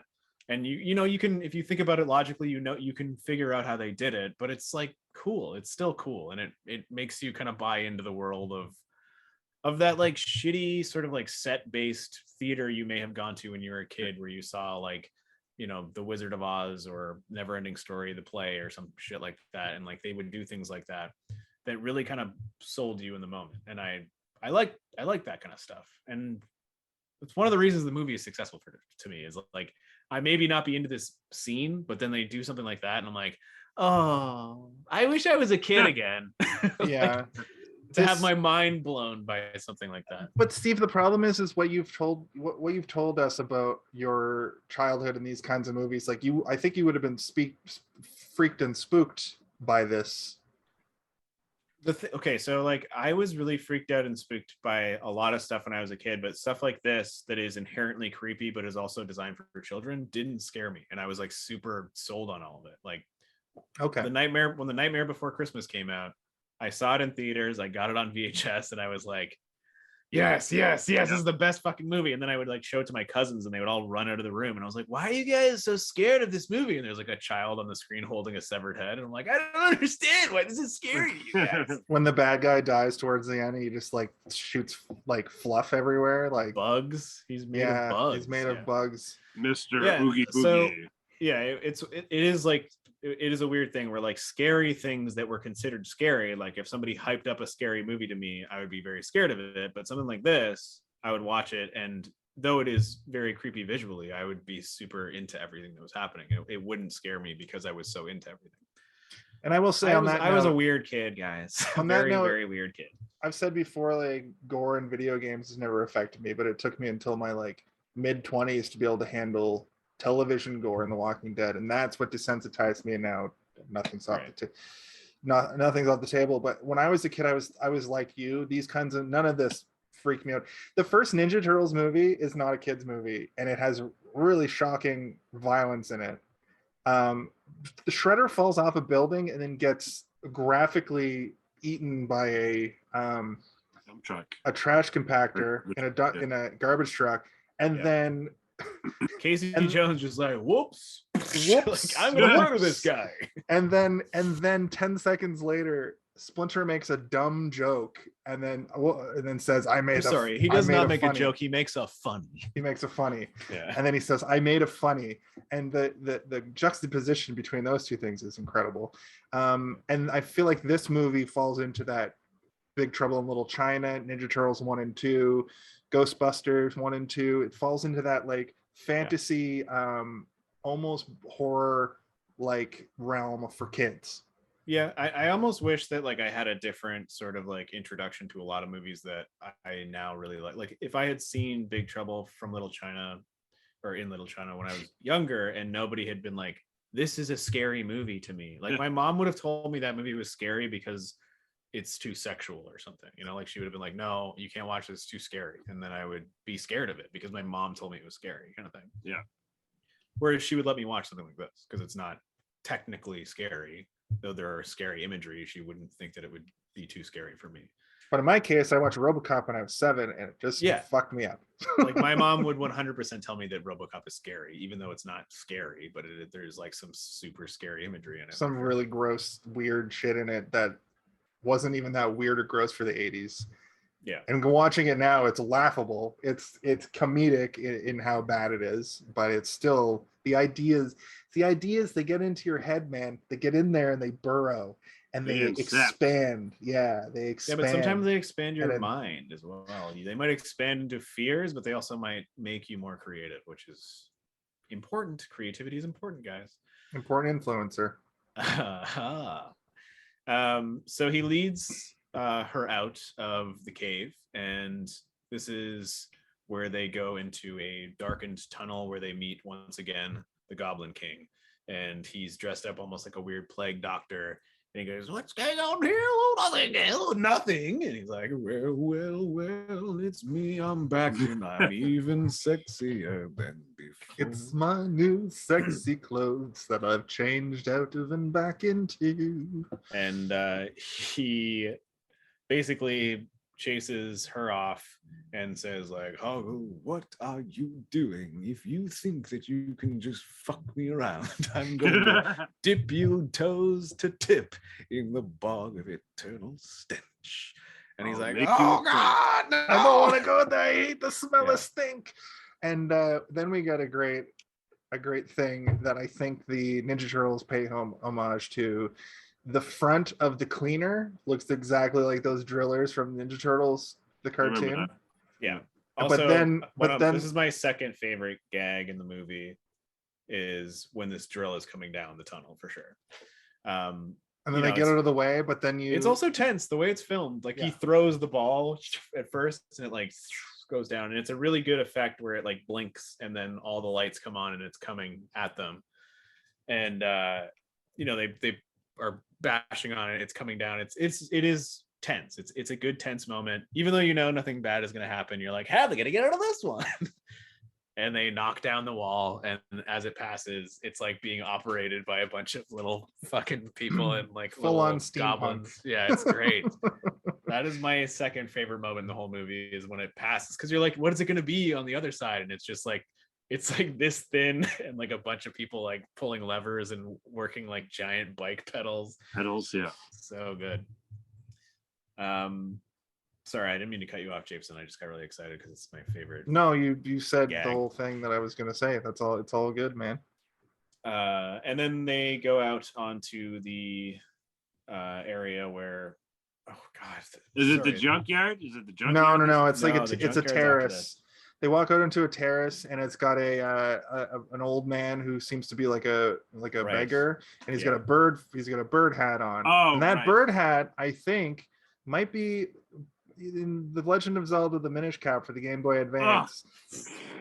More ripping. It's not ripping; it's paying homage, and I just came up with that right now. That may have been a homage. I think the payment. idea of a talking hat is not a new, But it's idea. specifically a bird. You know who else fucked it up? J.K. Rowling, the trilth. That fucking trilth. Leviosa LaGuardia. LaGuardia over here. That This frickin' frickin' sorting guy. hat. This frickin' sorted hat over here. It's sorting freaks. Gryffindor. Whatever. Freaking. I've never seen. I don't know anything about Harry Potter. I've only seen the Philosopher's Stone and bits and pieces of the one. You know, the movies get with the way better ghosts. after. I know. Right. That's going to be one of those things where I go through them. I'm trying to do that with Hunger Games. I've made it halfway through the first one. It's fine. Weird that you started with Hunger Games and not Harry Potter. I'm just trying to go through things. You should watch Battle Royale. I've seen Battle Royale. Yeah. Okay, that's you know all what the you great need thing about Battle Royale is that That's it's all you one need. movie and not 8 movies. I think there's 2 of them though, aren't there? Didn't they make a sequel to Battle Royale? Didn't they call it Squid Game or whatever it's called? Didn't they call it what's that Stone Cold Steve Austin movie where instead of kids it's convicts? It's convicts and they all have like bombs on their ankles or some shit. Yeah. It's called like Convict or something. Condemned. It's the Condemned. We're the Condemned. Andy Butis. Sorry if I'm I think it's Boy Lettuce. it's Andy it's French. It's Boy Lettuce. You don't want them touching your wallet. I forget what the reference was to. So thanks for coming. Yes. Said yes. Boy Lettuce. Yeah, Boy Lettuce is correct. I believe it's pronounced Andy Boy Lettuce. So they talk to this guy, puppeteered by Frank Oz, I might add, just so you guys know. Not voiced, but puppeteered. The guy with the bird on his head. And so they give him like advice, or they give the both of them advice, but it's not really advice, but it is sort of advice. Was it a symbiotic relationship? Well, the bird at the end says like, it's so invigorating being a hat, but like clearly sarcastically or whatever. Yeah. Your Minish Cap. Yeah. But they give her like this sort of advice where it's like all this sort of like backwards Yoda logic where it's like, sometimes to go backwards you must just go forwards. Like, what the fuck does any of this mean? And, that makes sense. I guess. Sure, but like you could say that about anything, Kalen. I could say that to you in any situation and you would maybe That's the beauty of it. Yeah. I wrote Birdhead Man has nightmare eyes because this was a moment that I noticed that his eyes, like the things in his head, I know that you know what eyes are, but the things in the puppet's head were very expressive in a similar way to the Gelflings. Lifelike? Yeah, they had like the eyelids were really effective, and like the way they moved around were really the effective. eyes had a real uncanny valley value to them.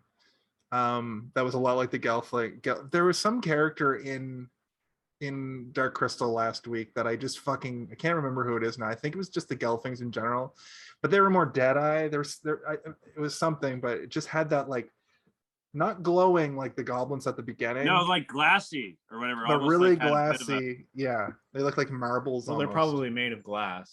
Absolutely they are. Yeah. But No, I agree, and I took note of that as well while I was watching it. That I think out of a lot of the eye movements in this movie, that bird was it stuck with you the most out of like expressiveness, and it kind of like almost contrasted a little bit more to Hoggle and even the guy that's sitting on top of, where you do notice that these marbles that are meant to look like eyes, but they don't have the same sort of realism to them.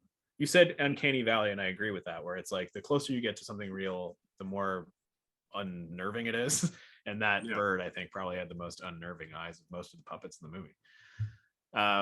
She pays with a ring, ding, for the advice. Hoggle's upset about That it. ring seemed way nicer than the bracelet.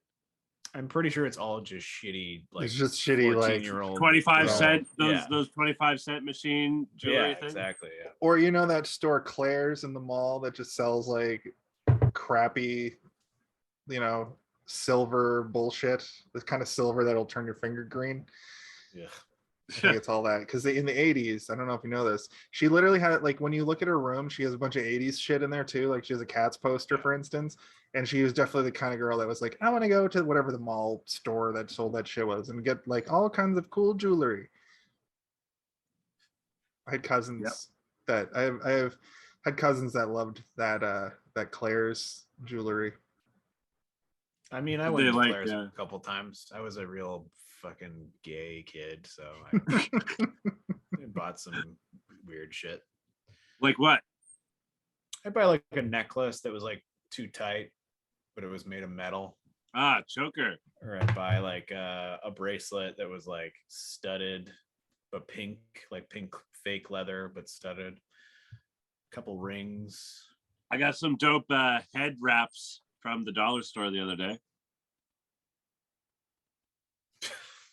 What does that mean? Head wraps. Head wraps? Yeah, what do you mean by that? Like headbands? Well, it's like a scarf, buffs. but I tie it around my head like Mick Jagger. Like a buff? Or like Tyler. What's that Tyler guy's name? Tyler Perry. Tyler Perry. Medea goes to Claire's. Yeah.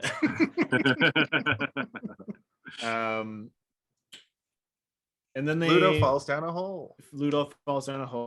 They get separated, and then this is the moment where she runs into the weird sort of feathery monsters that can remove their limbs, and they do a very extensive dance number. And we are getting late, so I am letting you just like do your thing. I did want to note that there was a subplot where the Goblin King gives Hoggle an orb, a peach orb, an orb that turns into a peach that will later poison her. I want to set that up just so. Well, that was after this. I was gonna exactly, but the scene where he gives it to him happens in between these moments, and then he tells, that's the way I have it written here, and then he tells Hoggle that if she kisses him, he will turn into the prince of the land. Oh, sorry. Yes. Sorry, I thought you meant where he gives it to her. Where he gives it to her is after this, but yes. When Hoggle gives it to her, but the Goblin. Yes, when the Goblin King gives it to Hoggle, yeah. I don't like to be pedantic when somebody else is doing the story. I just wanted to bring that up because it's going to seem weird when we get to the. Anyway, I think that I was going to say when he gives her the peach, I was going to be like earlier. The Goblin King gave him a. Cool. I know it's there. The peach is in my mind. But I thought it was an apple until I thought it was a peach. Then I was like, that's an apple, and then it was clearly a peach. And then it kind of looked like the Crash Bandicoot fruit. That's a mango. Crash Bandicoot. Don't call him that. It's a hate crime. Nope, inappropriate. He's like, Steve, save us. Oh, excuse me. Oh God. Hate crime reported. So and now for a word from our when you know how this scene is, oh my God, they're really after us here. I've done it again. Yeah, you shouldn't have derailed us so hard. Now it's the fruit police. They're really mad. The hot cops. So this scene it doesn't look great now. But knowing how it was done and watching the making of for this scene is actually like, it's wild how they did this stuff. It's like 4 to 8 people puppeteering like one puppet at a time, and like they rip the head off, and like one guy's got it on a stick and like bringing it down. They're all wearing complete. I think it was just black outfits, and they had it. That's on what a I was black gonna background. And like because assume. they hadn't really pioneered green and blue screening yet. It was like this is like Lucasfilm just trying to figure out how to do this kind of stuff, and they're doing the same tricks they did in like Star Wars and things like that. And so they're trying to do it with these puppets, and they're all fluffy and shit. So it's like you can see these hard white lines around them, and it's really unfortunate. It's happening to all three of us right now with this basic like chroma key technology that we have. Like sometimes it looks pretty good, but like if you look between my fingers, it breaks, and you can see my arms disappear if I lift them up too high. Yeah. But I mean, this is like my hair gets cut off. This took hundreds of hours to do in 1986. Yeah, and it still doesn't look great. And like it's unfortunate because watching the making of that scene, I saw it again in that the documentary about the guy who plays Elmo, and like this is again one of his big breaks. Elmo had not even been created as a character yet in Sesame Street, but the actor who plays Elmo was an extremely accomplished puppeteer. He voices, I think, all of these puppets. I think he does all the voices of these puppets. These 4 specific puppets of whatever they're supposed to be. I assume Goggins or something like that or something. They were called Fiery something. Right. And again, like the thing that sucks about it is that it doesn't look great with what they've done, but when you watch the artistry behind it, you feel like, you know what, maybe it's worth it. And at the end of the day, this is like the thing that got that guy out of being just a puppeteer and becoming like Elmo, and now he's probably a fucking millionaire. Just like, I've been voicing Elmo for 40 fucking years now. Dude, or whatever. He's probably like 100 millionaire. He's probably living it up. The Tickle Me Elmo phase it was like Cabbage Patch Dolls, but way crazier. How much do you think he got off of that though? Like a lot of money. Probably didn't get that much off of the Tickle Me Elmo stuff. I doubt it. I'm gonna look at the net worth of the Tickle Me Elmo guy while you guys. I mean, I'm not saying that he's not a bajillionaire. I'm just saying that the doll, he probably just recorded the voices, and they didn't have to pay him for anything but the recording session. They're not paying him like the back pay of however many dolls we sell. You get 2 cents per doll or whatever. Though that would have been a good deal to strike. Kevin Jeffrey Clash is his name. Go on. Anyway, they go through this really intricate dance. It's really interesting and cool. It's not great in the movie because of the optics of it all, like the optical. His net worth is only 12 million. Holy shit, that is extremely surprising to me. Probably ask for more. I mean, that's a nice number in my mind. He also does tons of other puppets. He's not just doing Elmo. Yeah, but if you were the voice of Elmo, one of the most successful toys. I mean, in the history of toys, is that like Jim Henson died, and they were able to replace all of the voices that he did within like a couple of years. And I think that they probably think that way, where they're like, listen, you know how many fucking people know how to do Elmo? Have you been on TikTok? Everybody knows how to do an Elmo. Elmo loves you. I assume it's a guy with a big cigar, and he's also a Muppet. What are you serious? He's grown up. Out of my office. He's grown up Peter Pan, just like in Chip and Dale. Yeah. I was picturing like a very like bright blue, like navy blue Muppet with a red nose, smoking a big cigar, and he has a fake comb over, but it's all like weird yarn strands. He's like, get the hell out of my office. Get out of my office. We need more voices. What was, you said his last name was Clash? Clash. Yeah, get out of my office, Clash, and don't come back. Don't come back till you're doing 65 voices a year. Yeah. I don't need your one Elmo voice. I got 100 people on TikTok. They're doing the voice. They love it. But he also, again, this launched him into like this whole trajectory of becoming a Muppet guy, and he has been a Muppet guy for a very long time. There's also been some weird controversy with him over the years, and I don't really want to go into that because it's kind of disturbing to talk about. It's a little bit weird, yeah. But also, it seems like it's been completely brushed over. and resolved, and maybe I not was gonna as bring. I true. wasn't gonna bring it up, but I thought that he had some stuff, but then I was like, was that the Barney guy who? No, Is the Elmo similar? guy had some stuff, but it seemed like it was technically not illegal. Oh no! Technically But it not was, illegal is almost worse. yeah. Um, Like, well, he started dating somebody and they were like in their early 20s, but he had known them when they were like 15 or something. Okay. Like that. And it's like a So- weird thing where they were like, is he grooming? And they're So like, no, grooming he- is real bad. Yeah. But what I want to say about this particular scene is it must have been horrifying as a kid to see a puppet poke its eyes out and then another and they go puppet like eat this. the eyes and then the eyes come out of the eyes because that reminds me of horror. That reminds and me of Beetlejuice. Psychedelic, yeah, The movie psychedelic Beetlejuice. horror. I also like that at one point a few of them turn into like an ostrich chasing one that's like a dog. There's just scenes where you see them in the background and their heads are like going off their body. It reminded me of like a scene from Fantasia, like a really psychedelic Fantasia moment. Yeah, no, they it's really cool. And if like, I think out of most of the puppetry scenes within the movie, this and like the battle sequence at the end are like the two that are the most successful in terms of like the scope of what they're trying to do and what they accomplished.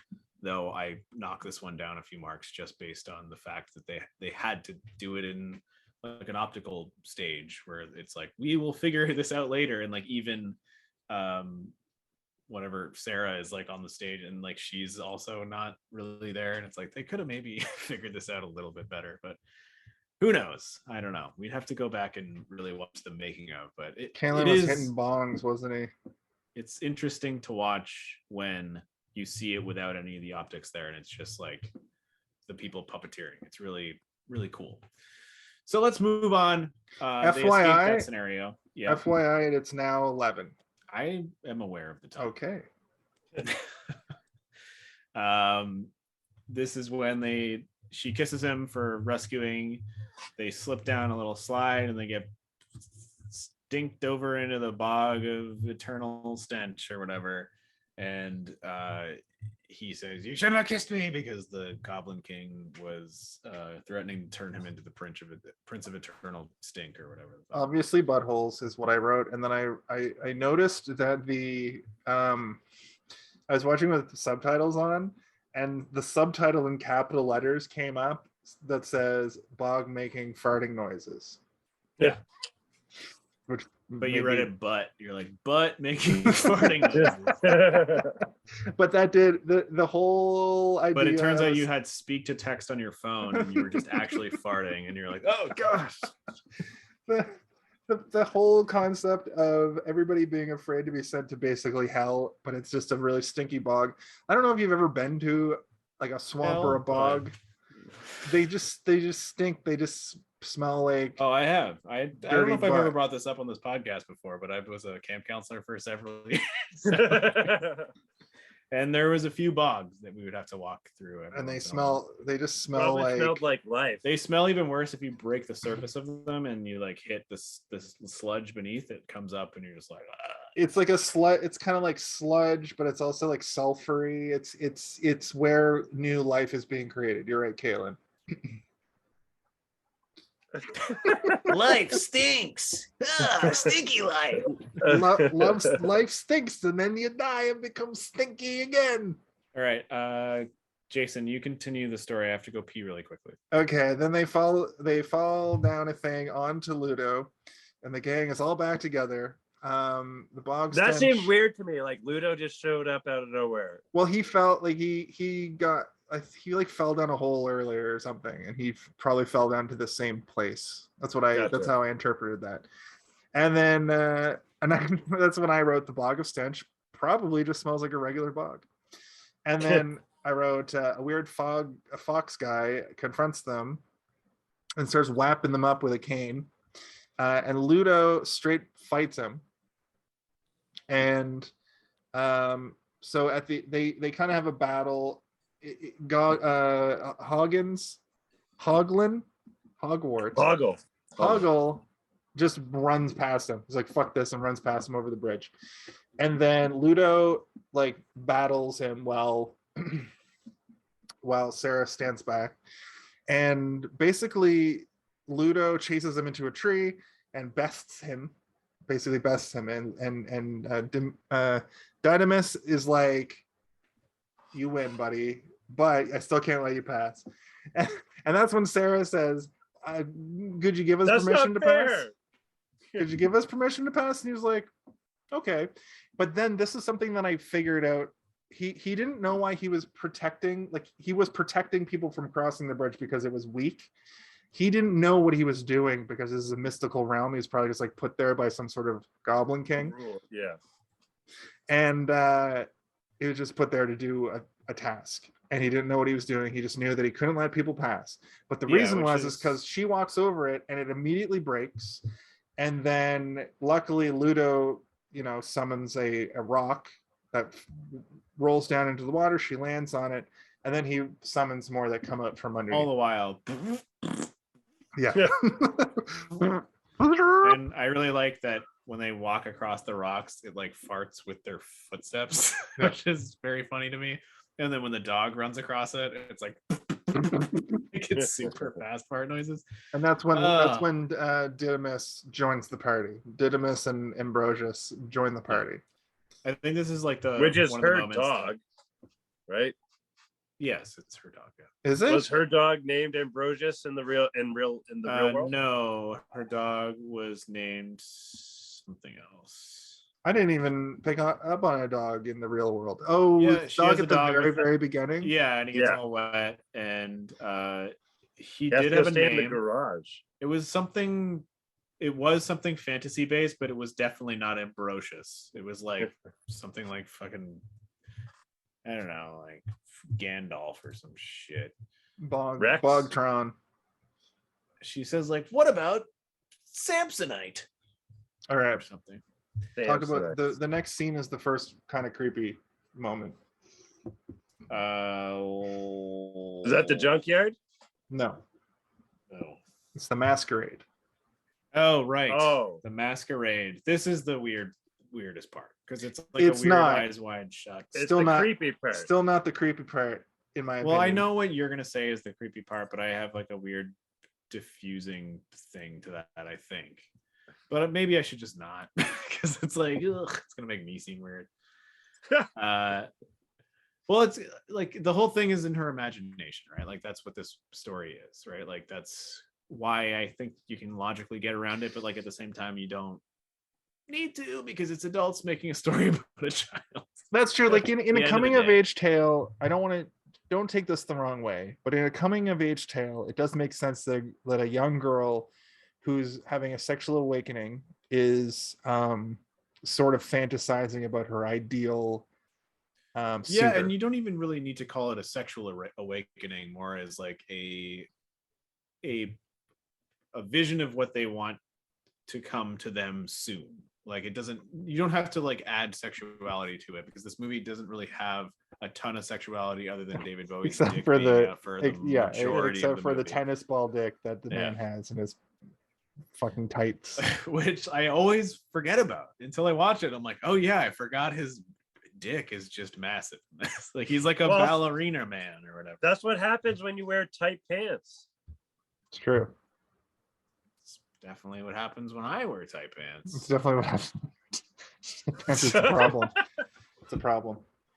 No. So the masquerade happens right after this. Are you sure it's right after this? She eats the peach. So they're all hungry. They get through this bit. Right. They're talking about being hungry. Gugamel says, here's a peach. She eats the peach. She's like, thank you, Gugatron. Gilgamesh. Thank you, Goggles. And he's like, my name's Hogan. It's Googles. Whatever. I keep telling you. And she immediately, without question, because she trusts her friend, bites into this peach. See that the peach, it should have been an apple. The peach is a little bit too gross to me. I don't know if people were calling it a peach back then, but maybe. Well, it could have been. God, this movie is so sexual. God damn it. Anyway, she bites into the peach. She starts immediately tripping balls, but she has like a fantasy adventure through a masquerade. And the masquerade is just basically David Bowie shows up in a sex mask and they dance together. And she's all done up like a woman. Like she looks like one of those. Yeah.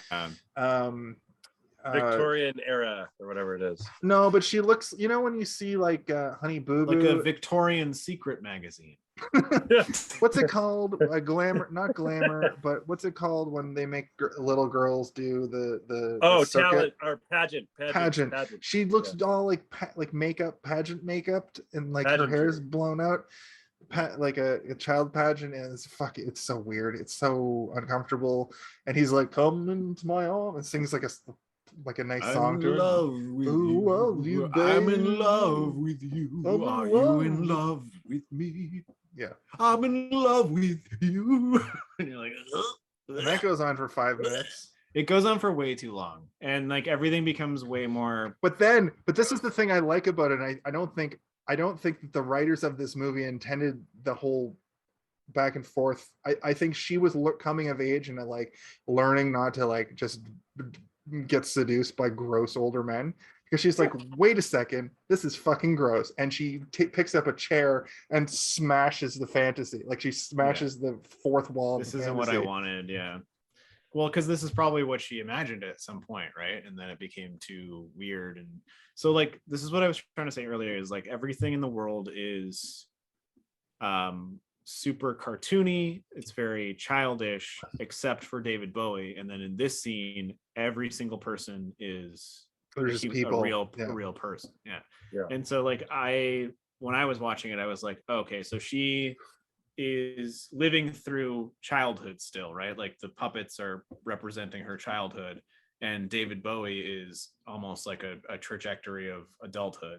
And then in this scene, it's like, oh, now I'm all of a sudden catapulted into what I imagine to be a adult situation, and it's scary. Everyone is wearing scary masks. None of the masks are beautiful or nice. They're all kind of rigid and lumpy and gross. Well, and what I was going to like say, skeletons and shit, right? What I was going to say is it's a good point that up until this point, the only humans in this movie are Sarah and the Goblin King, because this is real life, but she's experiencing the same fantasy she's been a part of this whole time with all these weird creatures, but she's seeing them now as all adults wearing creepy masks.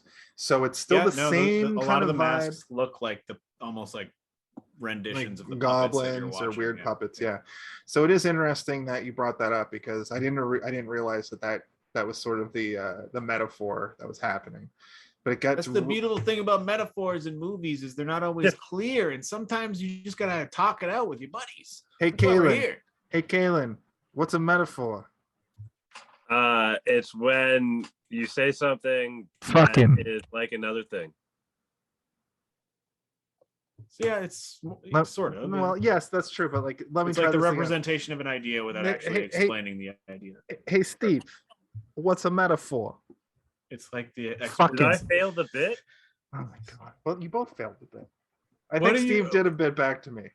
I did, but what is your bit? Is it a bit? I don't know. Kaylin, just say what? Just say what? Hey Kaylin. Oh, okay. Hey Kaylin, what's a metaphor? Hoodoo. Fucking damn it! All right, I understand the bit now. Hey, what's a metaphor? Fucking. I mean, what? What? I mean, it still works if I ask you. Yeah. Okay.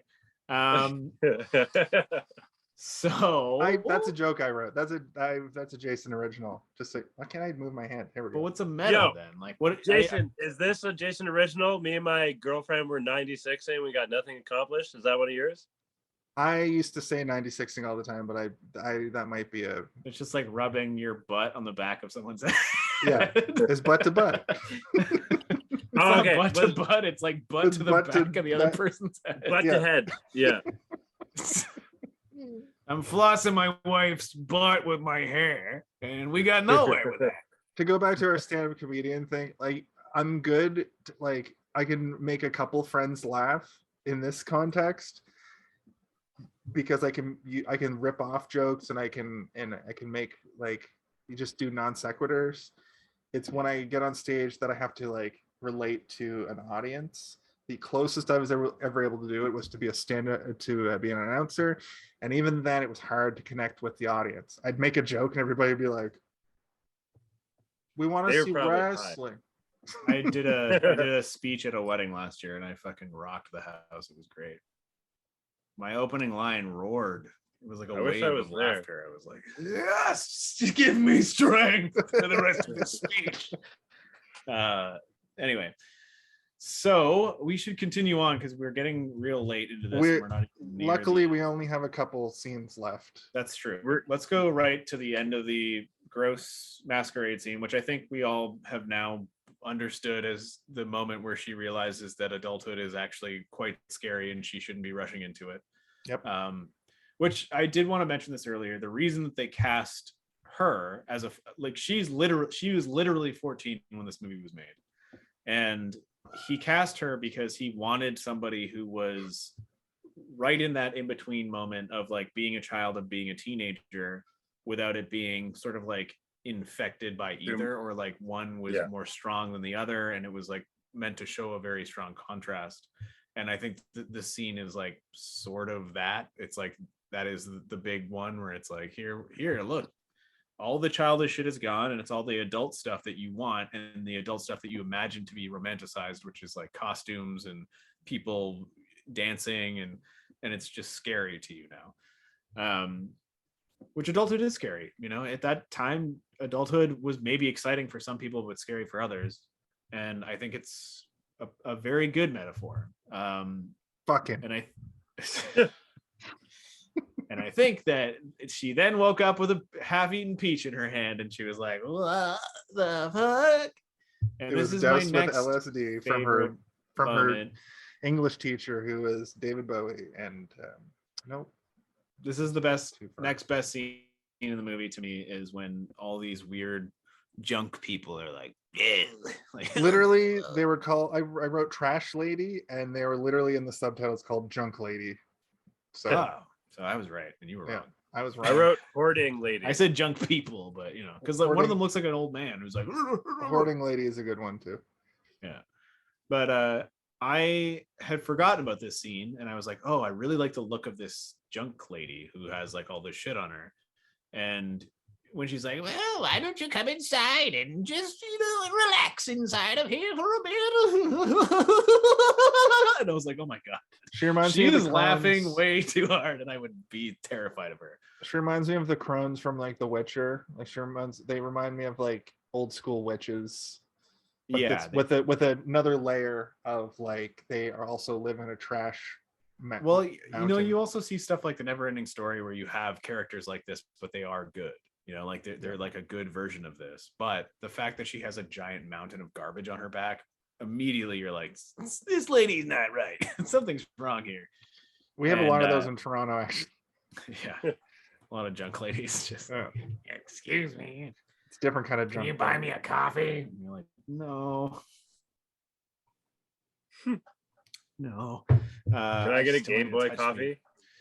coffee? But what? she leads her into her own bedroom, and we then get that slow pan shot of her entire room, and you start to see everything, and some of the stuff you haven't even seen yet that is to come, but you see a lot of the stuff in the room that you're realizing, oh, a lot of this is built up from her own imagination.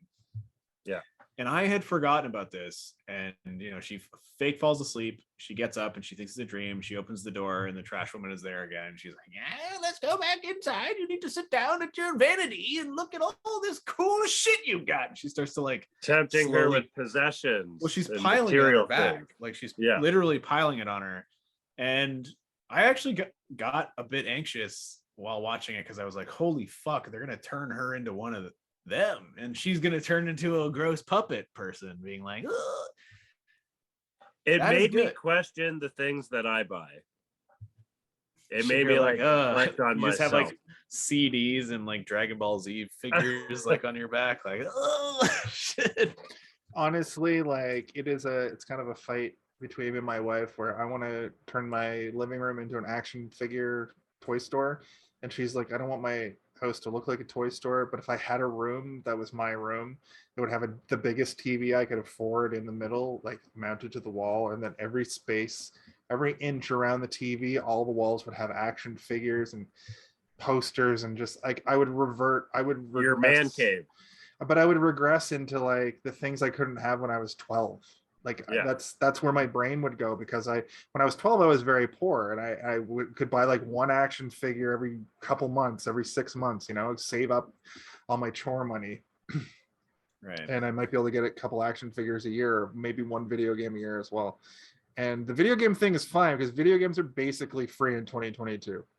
Unless you want to buy a brand new one. If you want 500 video games, you just pay a couple $10 a month or whatever service.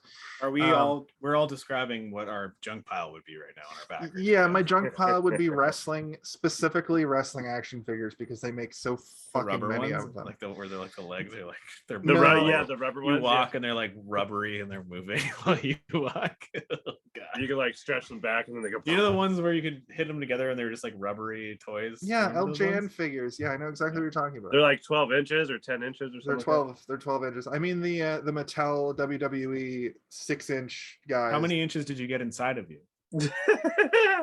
5. Just the feet were poking out. Just the boots were poking just out. the tip, and they're like kicking. Just the people's elbow. Let me out! That's how you make them become real. It's like my theory from a couple weeks ago. It's like the Indian in the cupboard, but it's your man. I watched that the other day. When I was a kid, I wanted that so bad. I saw that shit in theaters with my dad and read the book around the same time. And Indian in the Cupboard was dope as fuck. I watched that movie recently, and I literally messaged my mom and I apologized to her for making her watch it as a kid. I was like, I'm so sorry I made you watch this movie as a kid. And she's like, why? And I was like, because it's actually the worst movie I've ever seen in my entire life. I bet it sucks. Like I bet it's like sucks so not bad. Like I bet it's not even like a good. It's a shitty kids movie. It wouldn't work for this show. This month, much like there was a lot more to talk about, but a lot like my Trey Parker and Matt Stone birthday month, we're learning things about how we perceive film now when we have to be analytical. Yeah, we need to, if we're going to do these types of themes, we need to do something like the John Carpenter or like the Stephen King, where there'll be more weird movies that you can actually say like, hey, did you see this one? And I think that Labyrinth is one of those, and I think Dark Crystal is. June Henson was a good idea. There was lots to talk about, but they weren't enjoyable movies to watch. No. And I'm gonna reveal. Well, Hitchhiker is a modern movie though. It's not that old. I'm gonna reveal something during my final thoughts that's gonna make you guys hate me. But anyway, let's take it home. It's like I didn't actually watch it. Oh, I did. I did. I've been laying clues throughout the podcast. How about that Penrose stairway in real life? You talking about the Escher painting? Yeah. Yeah. I mean, yeah, we can just skip ahead a bit, guys. I just wanted the one thing I wanted to mention before we skip is the boss battle with the giant iron creature that's like a mechanized robot. We're more or less there anyway. We are there, and I really fucking loved that scene. That's another Final Fantasy paying homage thing where like the goblins in the Final Fantasy universe and in like the Twilight Zone, like goblins as lore, they're tinkerers, right? So the fact You're thinking of gremlins.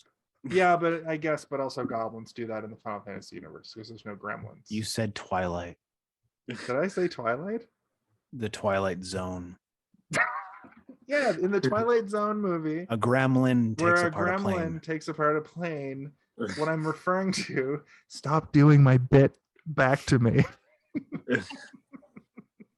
My point is I really like the fact that these goblins had this mechanized robot that sucked. Basically, it was very easily tricked. This is when I realized that Gorgothal was a Hargonoth or whatever his name is. Was the DPS, because he's like, I got this. Runs up to the top of the building and like fucking takes over, and then makes it like it doesn't hit itself, but he malfunctions it, and then it just explodes. Anyway, I just want to talk about that scene right quick. But yeah, MC Escher, the final boss battle with the Goblin King. Yeah, I mean, I would love to talk endlessly about the huge goblin battle in the Goblin City because it's so great. But I mean, all we can With the really say rocks. about it is the puppetry is amazing. Yeah. And There's giant hordes of goblins. Is this the scene Oh, with what's the with what's his name, Didymus and Ambrosia, when they're surrounded, is like, I think we got them surrounded. yeah, and then they're all pointing spears at him. Yeah, He's like, yeah. "Yeah, That, that's I had a good out loud laugh at that yeah." one. There's another moment later where he's like, open the door, Ambrosius, and like like I'm like laughing because the dog somehow locked the door. Like you don't really get an explanation of that. And then he turns around and he's like, "Oh, had enough, have you? Wish to give yourselves up?" And he's like pointing at all of them, and they all have their spears at him. Yeah, I love that character. He's such a good character. But also, I saw a lot of hilarious techniques, film techniques used in this scene where Ludo gets to the top of a building and starts summoning the rocks to come help. Yeah. And then suddenly they're moving wherever he wants them to go. But the effect they used for that was them just going backwards. Like they just rewound the tape for a lot of it. Did you notice that? Well, yeah, but they also did stuff where they clearly sort of like filmed the rocks going backwards, but filmed the other people going forward. So it looked like they were chasing them. So like it was pretty effective for me. Like there was one point where I was like, how the fuck did they get these rocks to follow these people? Yeah. And I like realized I'm like, oh no, I'm stupid. I also made a note that the goblins are mostly incompetent through most of this, and they're just destroying their own town, sending pot shots. There is one point where the rocks are like attacking everybody, and then you hear one of the goblins very like they're all yelling shit constantly. But if you listen, some of them are saying some very funny shit. Like there's one point where you see a bunch of goblins getting run over, and then one goblin goes into a house and he says, "I've had enough of this. I'm going to bed." The guy just like runs inside and closes the door. And I picture him going and putting a blanket over top. Like, I'm done. Funny. I'm done with this now. I'm going to bed. Speaking of which, let's take this home. Yes. So we get to the Escher painting, which is the moment where they go to Bowie and they say, she's here, she's with her friends, and they're in the castle, and he's like, ding ding, get them out of here. And he grabs the baby and he goes into another dimension, and then she finds herself there as well. And this moment is quite cool.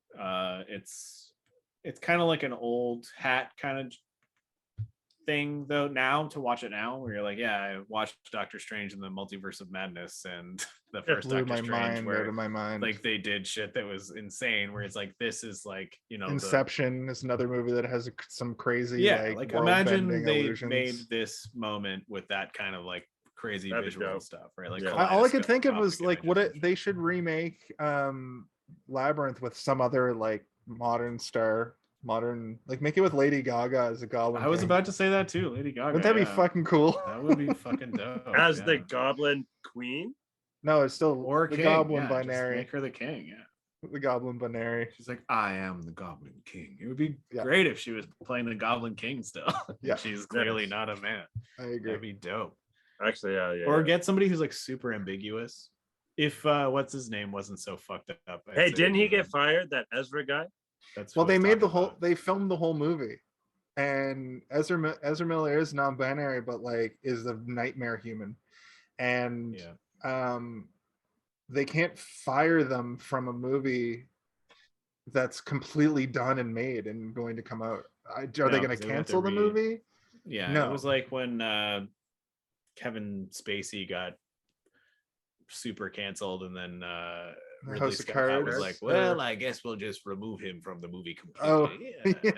They just like CG'd him out and put Christopher Plummer in the entire same with Chris D'Elia and the Dawn of the Dead or Day of the Dead, whatever the remake, the Zack Snyder Welcome remake. to Zack Snyder's Zombie Vegas or whatever the movie. But that's Chris D'Elia was in that. Chris D'Elia was originally it was Tig Notaro's character. And Tig Notaro was just filmed and added later. Like they just filmed all of her scenes and they just put them in place of his scenes. And she filmed completely on green separately. screen, yeah, and they just And added that her in. and you can see it's very, very weird. It's very awkward. It's so like I didn't even know that until after, and I talked to you, Jason, and you were like, "Was the Chris D'Elia Tig Notaro thing weird?" And then I didn't even know who these people were, and I was like, "Are those wrestlers?" I think that's what I said to you. I'm like, "Are those wrestlers?" And you're like, "No." And then I looked it up, and I was like, "Oh, I didn't even know that happened." But after watching it, I was like, "That makes so much more sense," because Tig Notaro always seems completely disconnected from herself. everybody. Yeah.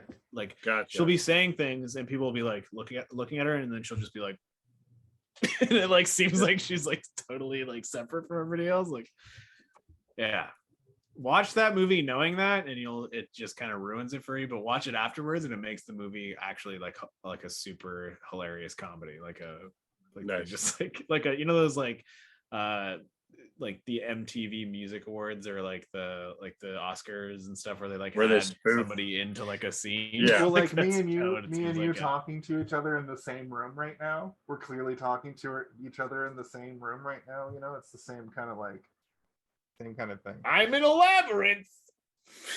I'm in an totally in this labyrinth. Oubliette, or We're whatever in it's the called. An We're in the same oubliette, room. yeah. Hey, Kaylin. When he said oubliette, I was like, "What the fuck is an oubliette?" And then 2 seconds later, Hoggle is like, "You don't even know what an oubliette is." Yeah. I It's like an know. Ori. Tell me. It's like an Ori. Remember when you guys taught me about Oris last week, and I had it written down? Even Yeah, but I knew what an Ori was. I don't know what an oubliette is. I've heard oubliette through Final Fantasy, which this movie ripped Oh, off It's just like Final a Fantasy. dungeon room or something. I mean, they still didn't really explain it in this movie.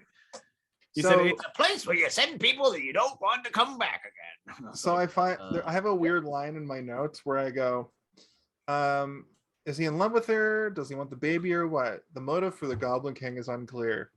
Not as pervy as I remember, besides the dance scene. And then the next line is, shows up in the bulgiest bulge suit and says, "Let me rule you and I'll give you whatever you want. Fear me, love me, do as I say." And I said, I wrote this down to myself. She's like 15, bro. And then I learned that she's 14. he also Love goes me, on to say that rule I me, have. fear me, love me, do as I say, after saying, "Let me rule Well, it's you." clear that you stop paying attention after that point, because it goes on, and he says, "I have no power over you. Just give me what I want, and I'll be your slave." And he is like, "I will bow to you because you are what is the most important." So she wins basically just saying he can't rule or control her, and that's the whole movie, is just say what you But want. that's where she realizes, because he's like, "Okay, I have to like let you know that like I actually have no power over you at all. You are the one with power here, and if you just let me do what I want to do, I will be your slave forever, because I control this whole world, but I can't control you." And then that's when she realizes that, oh, I'm in control here, and she decides to destroy everything. So like, yes, it is gross and creepy up until the moment that he then says, "But I guess you're not buying this, so I'm gonna let you know. I'm gonna let you in on the secret. I actually have no power over you whatsoever. You have all the power here, and but I he will was be your slave." he was the owl the whole time. Yes, from the moment that he transformed from an owl into the Goblin King, he was. So do we want to talk about this end scene in more detail, or I think that we're good? Kaylin, do you have any thoughts on it, or? The end scene? No, I think you summed it up very nicely there. I did take it in a gross way. The back and forth was him like on his hands and knees, like, "Please, I thought I wanted the baby to be my son, but really I want you to take my hand and let me be your king, and you can have whatever you want as my queen, but also I my kind of liege." thought as deceit. Like he was saying, like, "I'll be your slave," but he's not really being her slave. It's like, "You're being my slave and I'll pretend to be your slave," is kind of how that's how I interpreted it as well. I thought it was the worst thing the movie did in their like relationship was this moment where he just lays it all on the table, and she's like, "Dude, I gotta go to high school tomorrow." Yeah. I'm still in middle school. I only graduated a couple of months ago. Yeah, you're 48. But I think the best part of that moment is when she like realizes that like, oh, you are what I'm scared of, I thought you were what I want, but you're actually what I don't want at all yet, because I'm not done. I'm not done with being a kid. Like that's the point of this whole movie, I think, is that like it's her essentially dealing with her Puberty. idea of being a kid. I don't want to say puberty, Kaylin. We don't need to use puberty. What's wrong with the word puberty? Because it elicits hair growth and shit. That's why. I don't know. I kind of agree with Kaylin though. This is Fine, sort of like a puberty. coming of age. I guess coming of age is a better way to put it, but puberty is the most nitty gritty way to put that these kind of coming of age movies. And coming of age more implies like 16. Well, coming of age means you are becoming an adult, and this is not her Yeah. becoming an adult. This is her No. becoming like a teenager, like going from being a child to being a teenager. That's what this story is about.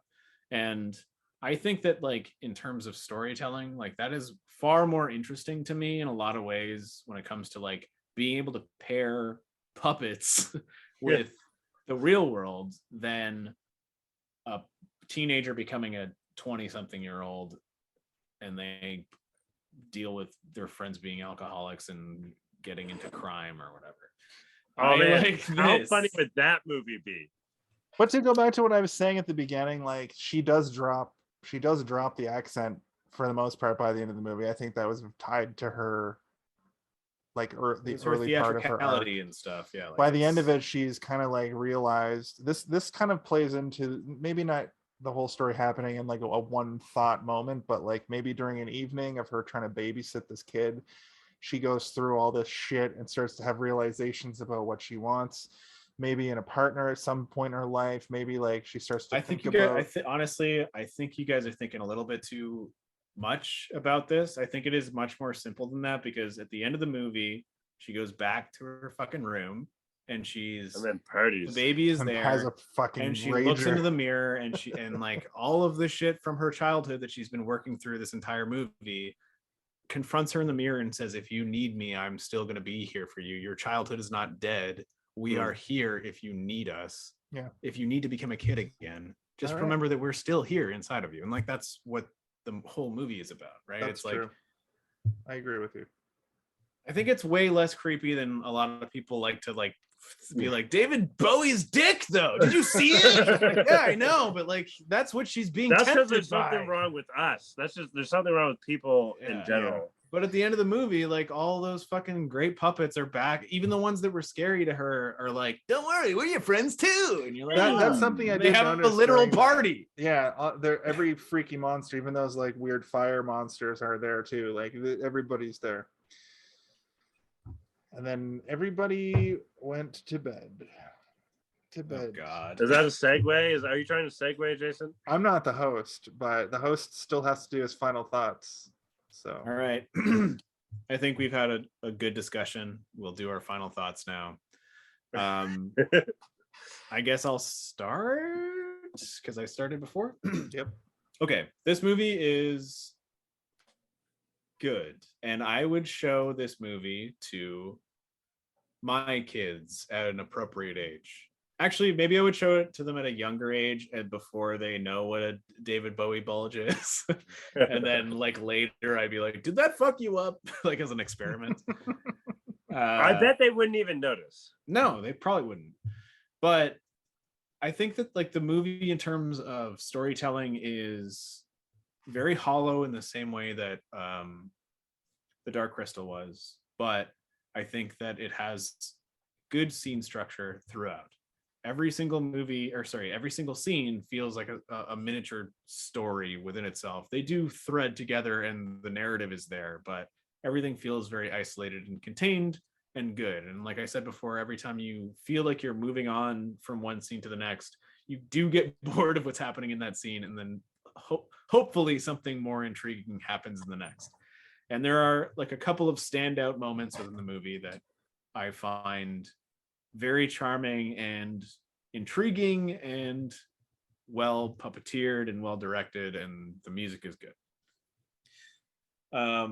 When it comes to what the movie's about, I think I kind of like wrapped it up in that final moment where it is about a little girl who is becoming a teenager and she's feeling the pressure of her parents and society to, grow up, but she doesn't want to, and she can't leave things behind.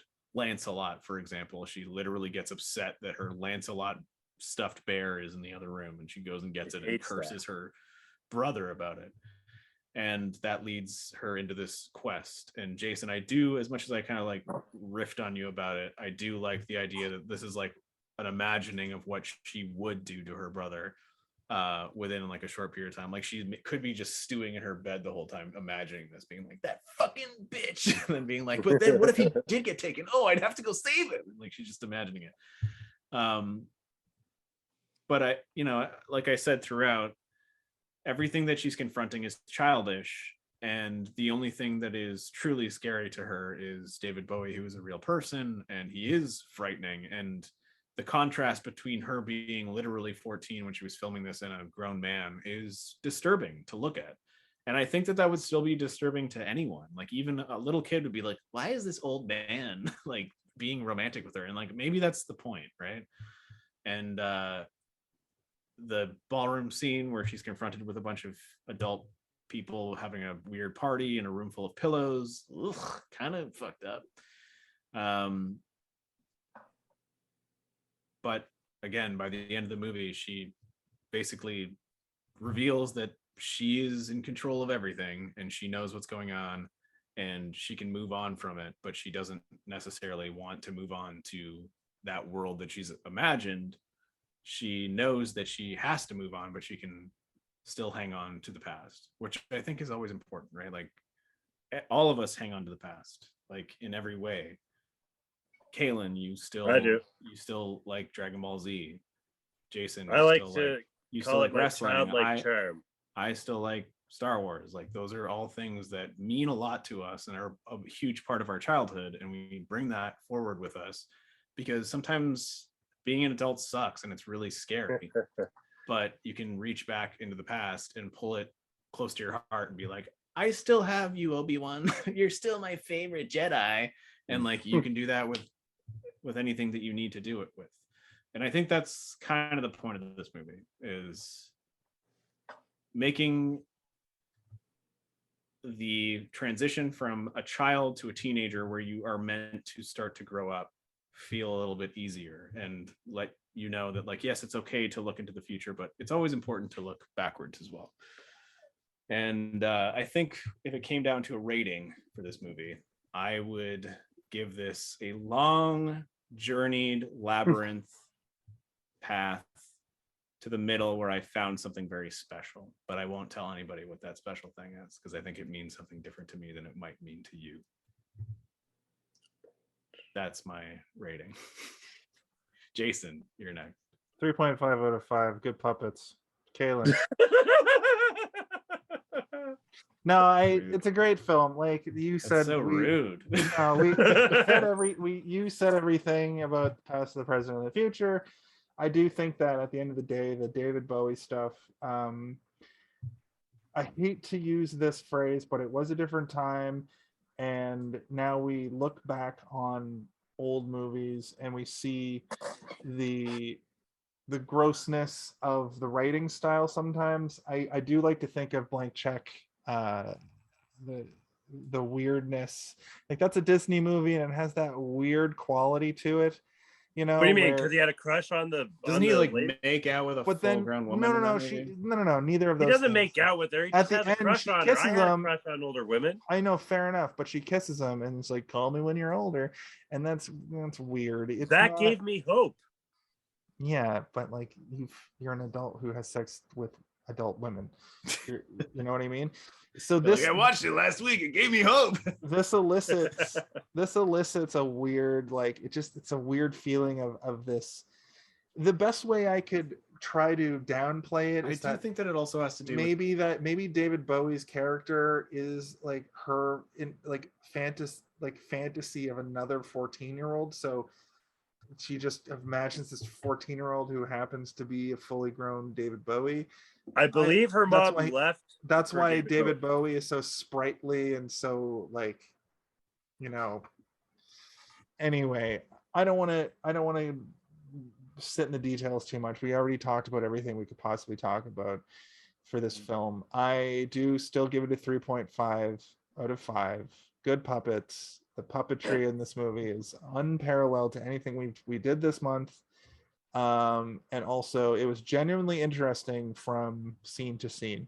And the big reveal that I would like to reveal to you guys is that this is what I was waiting for. I watched it at 1.5 times speed for most of it on YouTube. On That's inappropriate. YouTube? That's Oh, inappropriate. No, I bought it. I God. bought it on YouTube, but YouTube has Oh, a feature where you can okay. do it at one point. It was still in 1080p, and I still got all the information that I needed out of the movie. I just got through it. But you don't in- get the same cadence. You absolutely do. I got through it in 70 minutes. So that made me very happy as a film reviewer. And I would recommend that to anybody. That's my biggest recommendation. Watch Labyrinth in 1.5x and I don't recommend that. you'll see it in a whole, well, I'm recommending it, you see. You'll see it in a whole new light.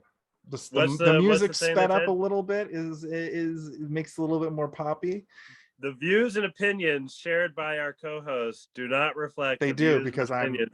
I'm the co-host and the I don't know, man. I think that like a lot of your opinion there was about David Bowie being too sexual and too old, which I think is fair. But I think that that's also like we're in a I different said good climate. puppets. I know, but like a lot of it had to do with David Bowie being there. and No, old. I And would it's have like said that's what true. you That were is very saying. true. I but would have also, said like, what it's you were not- saying about seeing the future, holding on to your past. But you said that. I said the other part that I was thinking about a lot, and that's we Like, dwell. all I could think about was David Bowie's is golf huge balls and package. tennis ball. Exactly. That's Kaylin. true, though. It is inappropriate. Why was it there? The I don't canister know that who thought it holds was the a good tennis idea balls. to actually make him wear an actual cup. Seemed like he was wearing an actual cup for sports, and that No, was there are probably a times maybe where it you choice. was for literally see protection. the shape of his dick. Like there are a couple where he's like, "I refuse to wear that. I'm not wearing that. I'm wearing nothing at all. Nothing at all. Nothing at all." Yeah, but what about the seams? Wouldn't that bother your penis? Hey, what game's on that Game Boy? It's a mug. Yeah, but does it like show a game when it's got hot cocoa? I gotta go to assume bed. Mario or I whatever. gotta go to bed. It's I your actually final have to thoughts, go Galen. to Let's bed. go. It's late. It's Mario. I don't know. We what did it 3 is. hours again. No, we didn't. We're We're close. Yeah, we're 15 minutes away from 3 hours. So on that note, I will quickly wrap us, or well, so I guess Hoggle went missing during baggage claim or something, and some baggage claim person found it, and now he's in a museum. At the end, when she gets home, the clock strikes midnight or something, and she looks up. For a second, I thought the baby was going to be on top of the clock. Final thoughts. This is my first time seeing this movie. This movie isn't made for me now. So again, same with the previous. It didn't have nostalgia like points, but it was definitely a step up from Dark Crystal, in my opinion, where it did have a bit more story structure to it. It's hard to follow you guys up. Well, just in general, like, because both you guys kind of like, or what Jason, like you said, like Steve touched on points, and then so you don't want to repeat that. You say your other thing. Steve, you're so eloquent with your You calling me an final thought. elephant? I resent that. You're an. Never mind.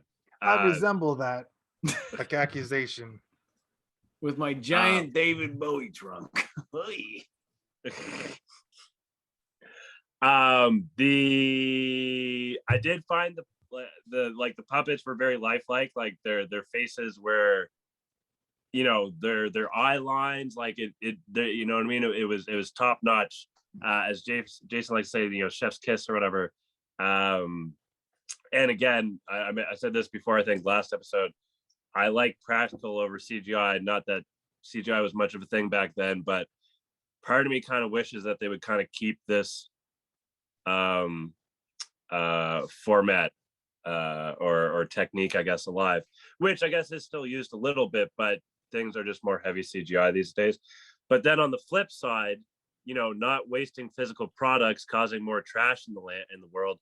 Like, where do these things go after a movie is done, right? Museums. Right, but it's still just, it's like, it's all junk. Like in that scene, it's all junk or And whatever, right? Like it's just like the warehouse at the end of Raiders of the Lost Ark. That's where they go. There's also some woman who loved this movie who bought fucking Hoggle the puppet, and it's in her house now somewhere. No, Hoggle is in a baggage claim museum. Cool. According to the internet. That's cool. That's kind of cool, actually. I didn't know what you meant by that, but now I do. I thought, oh, okay, cool. But yeah, Steve, you made a good point about it being like sectional or whatever, where it's like it's little bits and pieces to kind of keep you entertained for that moment. You kind of start to kind of lose interest a little bit, but then it goes on to a new thing to kind of get you interested again. And there were things in every little scene that kind of like, where I was like, ooh, oh, that's kind of cool. Okay, what's going on here now, or whatever. And all that being Street said, format. 5 minutes of chop. I give it a dope pirate shirt with a vest combo. That's what I give it.